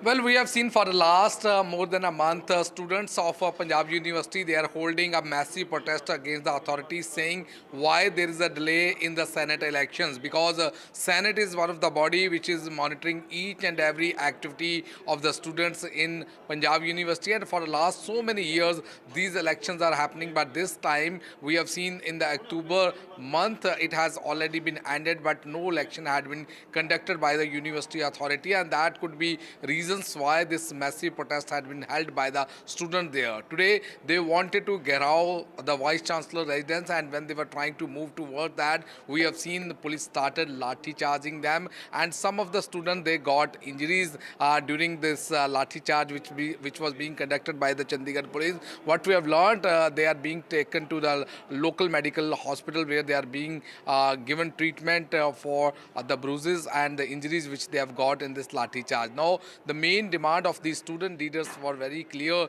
They say why these Senate elections are not going to be held and why there is a delay. That is the question which we are asking to the Punjab University authorities, and that was the main reasons why they were protesting. And today we have seen when they were going toward the Vice Chancellor residence, immediately police was trying to stop them, and after that they started lathi charging the student who were holding this protest. We have also learned the Chief Minister of Punjab, he has also visited there, and a lot of political parties, they had already visited there, whether it's the Congress, Akali Dal leaders, they had come here. They were also showing the solidarity with the Punjab University student, and today the Chief Minister of Punjab, he has also visited the Punjab University. So let's see that how the Punjab University Authority is going to find out solution of this problem, whether they are going to give them any solution or not, that is yet to be seen. Back to studio. Absolutely. Thank you so much, Gurpreet, for joining us and giving us those details. Now, while hearing the dispute related to the Nationalist Congress Party, the Supreme Court has asked Ajit Pawar Group to not use the photos and videos of Sharad Pawar in their campaign materials for the Maharashtra Assembly elections. The court told NCP Ajit Pawar that they have to fight the elections based on their separate identity. The court asked Ajit Pawar to instruct the members of his party to not use the pictures and videos of Sharad Pawar and to fight the elections on their own. My colleague Sunil Prabhu has more details. As you can well imagine, I think the proof of the pudding is in the eating. Today, elections are fought on symbols. The clock has been given to Mr. Ajit Pawar, but there's a proviso that has to be put to say that it's still under dispute. It hasn't been decided, and that's the something that the Supreme Court had to lay down. In fact, what kind of advertisement had to be put out, this type, and the standard and how big it should be, because there is definitely a fight for the battle in terms of legitimacy of who is the real original NCP. This, of course, being decided by the Election Commission, for which you've seen, and it's become a political issue with political parties, be it Uddhav Thackeray or Sharad Pawar, attacking the Election Commission for the decision that they have taken in terms of the symbol. But nevertheless, the fact is that you can still understand with the way that, there are various other MLCs, various other people who continue to use Mr. Sharad Pawar's image, that you definitely need to piggy bank, and that is why the matter is being adjudicated in the Supreme Court at the highest level, and they're hoping for some kind of justice, even though Justice Suryakant Mishra says the people are the ultimate who will be able to decide and understand who exactly is where and what. Now, after Gadkari, Fadnavis, now Maharashtra Deputy Chief Minister Ajit Pawar has posted video of his bags being checked by the Election Commission officials during poll season. This comes after a political row over a routine check of UBT Chief Uddhav Thackeray's luggage. The BJP also posted a video of airport security frisking Maharashtra Deputy Chief Minister Devendra Fadnavis's bags and took a swipe at Uddhav Thackeray, alleging that it was an unnecessary controversy rigged up by him. Union Minister for Road Transport and Highways Nitin Gadkari's helicopter was also checked by election officials in Maharashtra's Latur on Tuesday when he arrived for a campaign there. Now, this is a political row that is brewing, while Election Commission sources have also responded to UBT's charge, saying that this is the standard protocol that Election Commission officials follow during poll season, and there is no need for a controversy over it. Listen in to the political reactions coming in. Bharatiya Janata Party releasing the videos of their leaders' bags and helicopters being checked seems to be a farce. They have done this after Mr. Uddhav Thackeray ji exposed them and showed how particularly the opposition is being targeted and the bags that they carry were being checked. If the Election Commission is carrying out these kind of checks, it should be done. But what we want to say is that all these checkings should be done impartially across all parties. His bag was checked today and yesterday. And therefore, this action was taken by the Election Commission and checked up, they checked Devendra ji's luggage before that. Before that, they even checked Nitin Gadkari ji's luggage. Before that, in the last Lok Sabha election, they have checked Eknath Shinde ji's helicopter and his bags. And therefore, I think the Election Commission is doing his work well. They have seized around 175 crores worth of cash. They have seized gold bars. Instead of appreciating the work done by the Election Commission, this entire election voting pattern is a very huge exercise. Apart from that, the officials at work, the administration at work, the police personnel at work, instead of appreciating all the officers who are doing a great job, while conducting a free and fair election across the state and across the country, these people are just creating a fuss for no reason. And like Fadnavis ji said, totally whining about everything the whole day since the last 2.5 years. I think people have seen through all this now. And even in, this election, apart from complaints, nothing else they have done. And now my colleague Anuj Raite is joining me for a quick comment over the controversy that is brewing in Maharashtra, the video versus video war, and how the opposition is hell-bent on saying that EC is acting on the behest of BJP.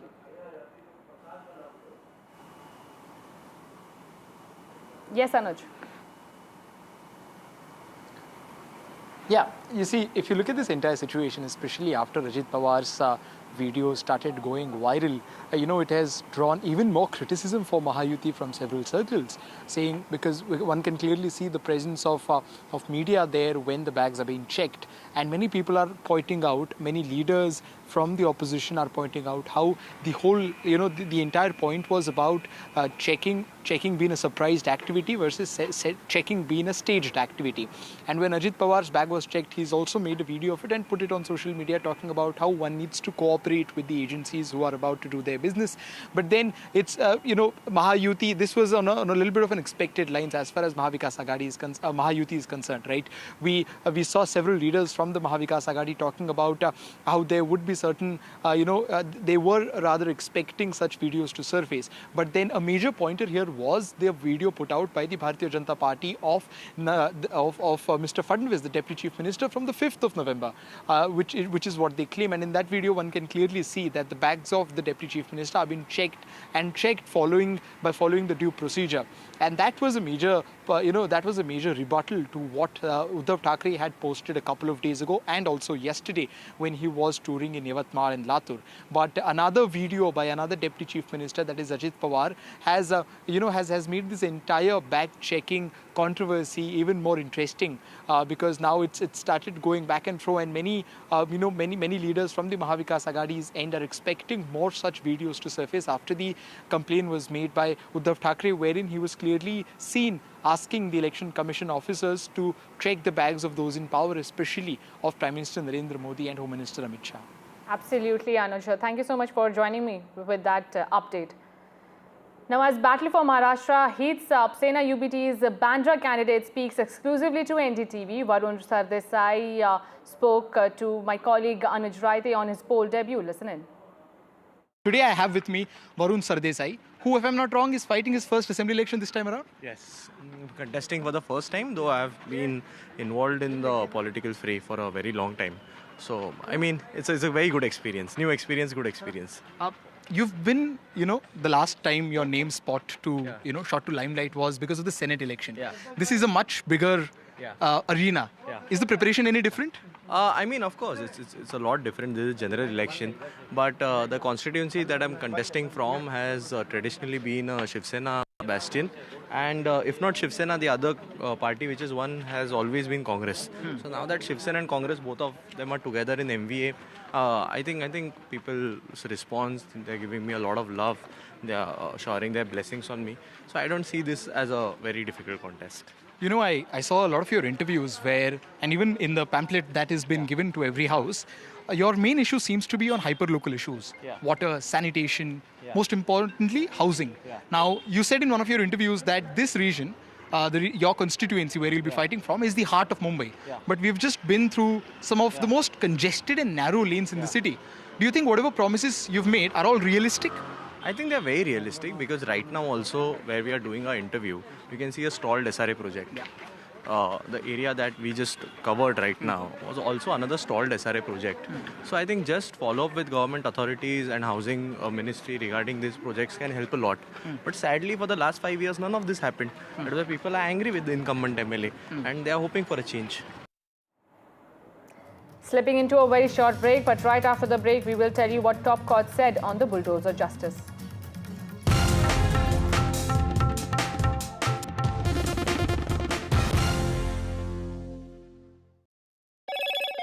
Hello, Moto. Motorola Edge 50 Pro, world's first AI-powered pro-grade camera.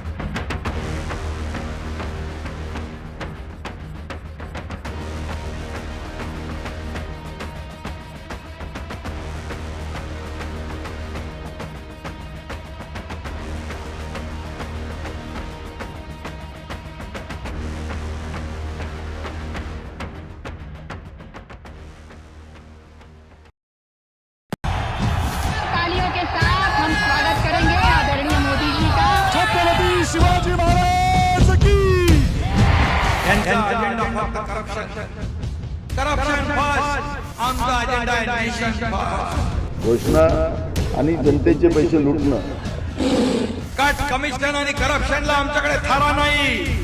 त्यांचा परिवारवाद, आमचा महाराष्ट्रवाद. महाराष्ट्रामध्ये 1,75,000 जागा रिक्त आहेत. मग का भरत नाही? राज्याची जनतेच्या घमाच्या पैशाची तिजोरी लुटण्यासाठी हे सरकार आहे. पूर्वीच्या सरकारच्या काळामध्ये निधी देताना त्यांना असं वाटायचं की त्यांच्याच खिशातले पैसे चालले. शेतकऱ्यांना मोफत वीज देण्याचं काम आपल्या सरकारने सुरू केलं. It's a web of frauds, calls, luring emails, threatening messages. Cyber frauds have cast their net wide and everyone is at risk. We track the victims, their horror stories as they get conned online, extorted and robbed of their hard-earned money. How to identify a cyber fraud and how to stay cyber safe. What are your options? Fraud.con. Only on NDTV 24/7. I've been reporting on all issues, big and small, from Andhra Pradesh, Telangana, rest of South India, bringing you all the action, all that you need to know, all that you want to know. The energy of Maximum City is infectious. I bring in that energy in our news coverage from financial capital Mumbai. India's IT capital is always buzz. It's literally a city that never sleeps. And I keep you ahead on all the Bengaluru buzz. Covering from the southernmost part of India over the last 23 years, I bring in-depth and 360-degree coverage from the Dravidian heartland. The land of Mishti is also known for its bitter politics. I have seen much water flow under the Howrah Bridge, covering Bengal in all its vivid colors.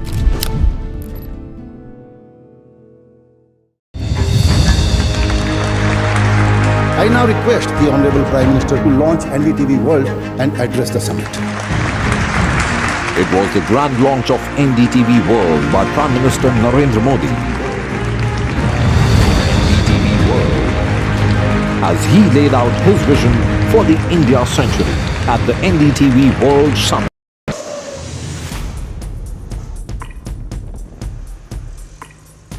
Dynastic politics, we are seeing a lot of it at play in these elections. So there might be this kind of instances happen in other constituencies also, but here I have come specifically because of public demand. This region of North Maharashtra is known for its grapes and now it is known for its wineries. We are a farmer.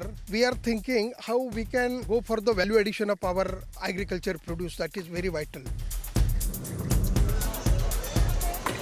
We are in Ramkund, which is in the heart of Nashik.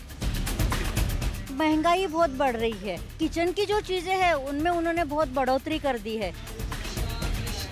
हमें एक strong leader चाहिए जो अपने देश को बचा सके.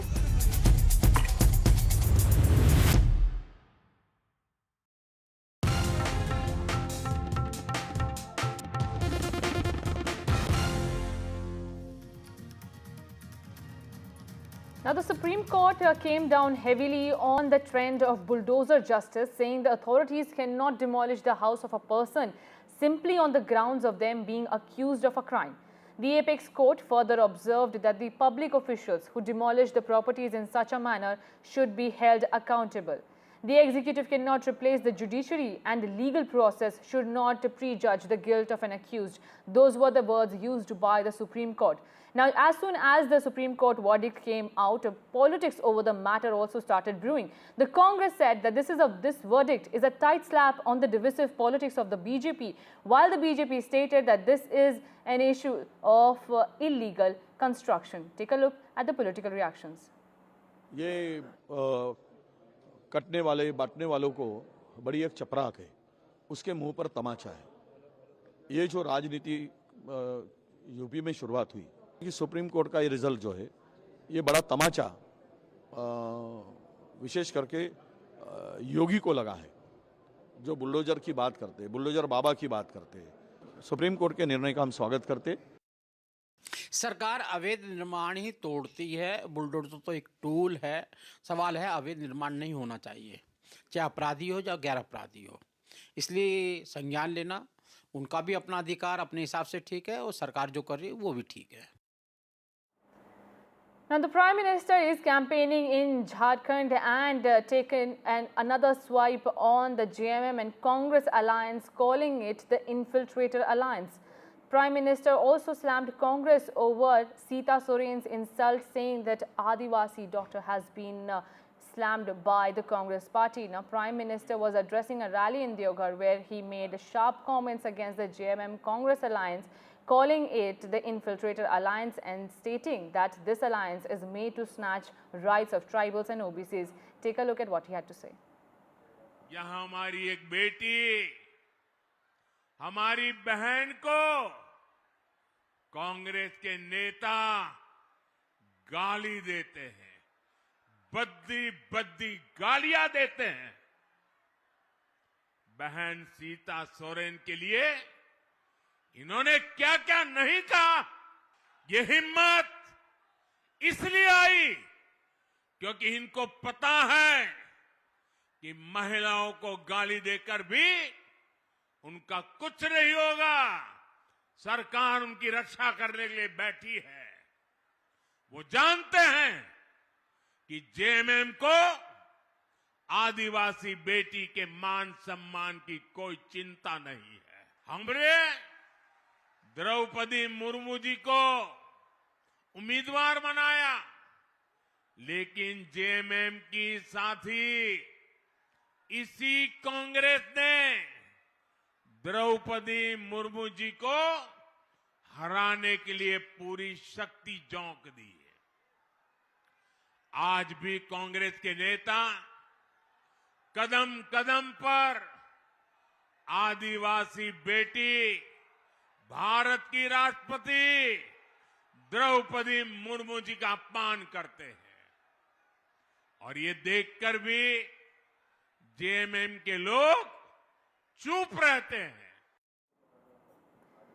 Now, election to the 81-member state legislative assembly in Jharkhand is underway with polling across 43 assembly constituencies. In fact, 46.3% voter turnout has been recorded until 1 p.m. Now, the Election Commission of India has made elaborate security arrangements as 950 polling booths have been identified as sensitive across 31 constituencies. Campaigning in Jharkhand was centered around the tribal identity, BJP alleging widespread infiltration by people from Bangladesh leading to reduction in the tribal population, and both BJP and JMM pushing welfare as a top agenda. Take a look at the sample the political reactions coming in.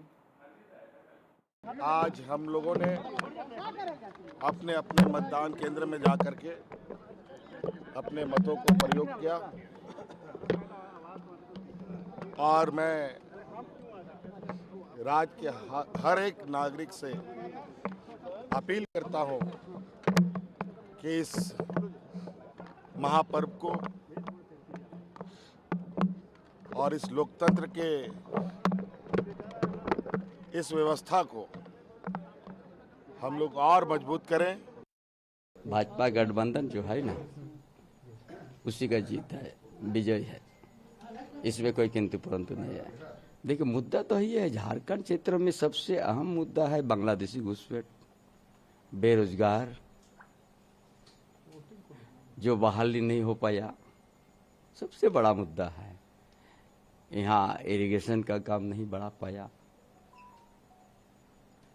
बेरोजगार को रोजगार नहीं, और राज्य में सिर्फ भ्रष्टाचारी, ये सब तो बड़ा मुद्दा है। हाँ, महिला सुरक्षा मेरी प्रायोरिटी रहेगी। भी लगातार काम कर रही हूँ। हर दिन महिला मुद्दों पर मैं महिलाओं को तरह तरह की परेशानियों से बचाने का काम करती हूँ। आने वाले समय में भी करूँगी और हर एक क्लास के लिए काम करूँगी। हर एक जैसे बुजुर्गों के लिए, युवाओं के लिए, युवतियों के लिए, बच्चियों के लिए, हर एक के लिए, क्योंकि मतदान निश्चित रूप से करना चाहिए क्योंकि ये बहुत ही कीमती है। झारखंड में मतदान चल रहा है। बड़े दुख के साथ मुझे कहना पड़ रहा है कि जहां लोकतंत्र का उत्सव संविधान के अनुसार झारखंड में चल रहा है, यह हिंदुस्तान की खूबसूरती है, वहीं इस देश में एक ऐसा राष्ट्रीय दल है जो समय समय पर संविधान, कॉन्स्टिट्यूशन की धज्जियां उड़ाते रहता है। कांग्रेस पार्टी जो एक राष्ट्रीय दल है, यह जानते हुए कि साइलेंट पीरियड चल रहा है, 13 तारीख को प्रथम चरण का मतदान है। 11 तारीख से 48 घंटे के लिए 48 आवर्स के लिए मतदान से पूर्व किसी प्रकार का प्रचार नहीं होगा, मगर उसके बावजूद 11 तारीख से बाद कल 12 तारीख को कांग्रेस पार्टी ने अपना घोषणा पत्र जारी किया है। And my colleague Prabhakar is joining me on the phone line to shed some light on how the voting in the first phase is undergoing. And Prabhakar, the war of words is also continuing. The Prime Minister reiterating the infiltrator attack on JMM and Congress alliance. Yeah, and that has been the poll narrative for last 15 days since Home Minister Amit Shah and Prime Minister Narendra Modi actually set the tone out here. And it was the infiltrators, the Bangladeshi illegal immigrants, and also how they were eating into the resources meant for the tribals. So that has what the BJP top brass, including the cadres on the ground, they have been campaigning, and basically they are trying to send out a message to the tribals that it's JMM actually who is helping the illegal immigrants settled in Jharkhand, and they are eating into the resources of tribals. And also talking about the women and the youth, freebies to women in terms of 1,100 rupees stipend, which was started by JMM, and the BJP later went on to promise that they would give 2,100 rupees as a monthly stipend under Go Didi Yojana, and countering that JMM has announced 2,500 rupees. So there are three basically segments on which both the camps are campaigning. The first and the foremost is tribals. The women voters, very crucial out here, and also the youth. So huge job promises made by both the factions to youth as well of Jharkhand. Absolutely. Prabhakar, thank you so much for joining us with those details.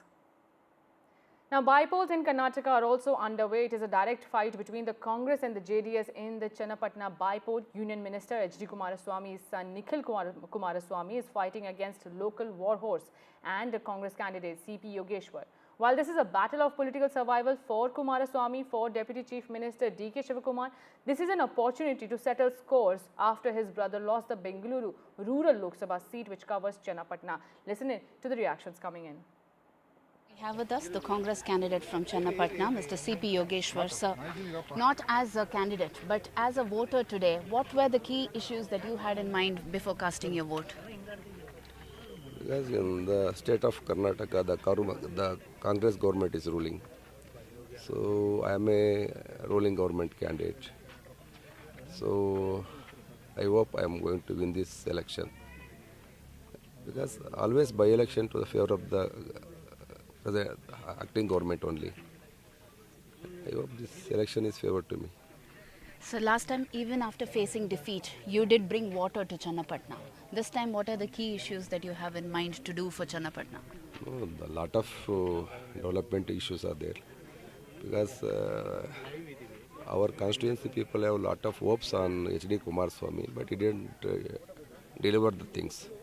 So the anti-incumbency is against Kumaraswamy. So a lot of issues are there because the government is with me. The government, I am the part of the government. So I hope I will do many things to my people. So this time, do you think that this election will be a big turnaround for all the parties concerned here? Definitely, madam. Politically, this is a very important game. That too, what makes reason? This is the test for the government performance. Thank you so much. This is definitely going to be a litmus test as far as the parties here are concerned, and that has been a statement emphasized by the candidate here, Mr. C.P. Yogeshwar. We have with us JDS candidate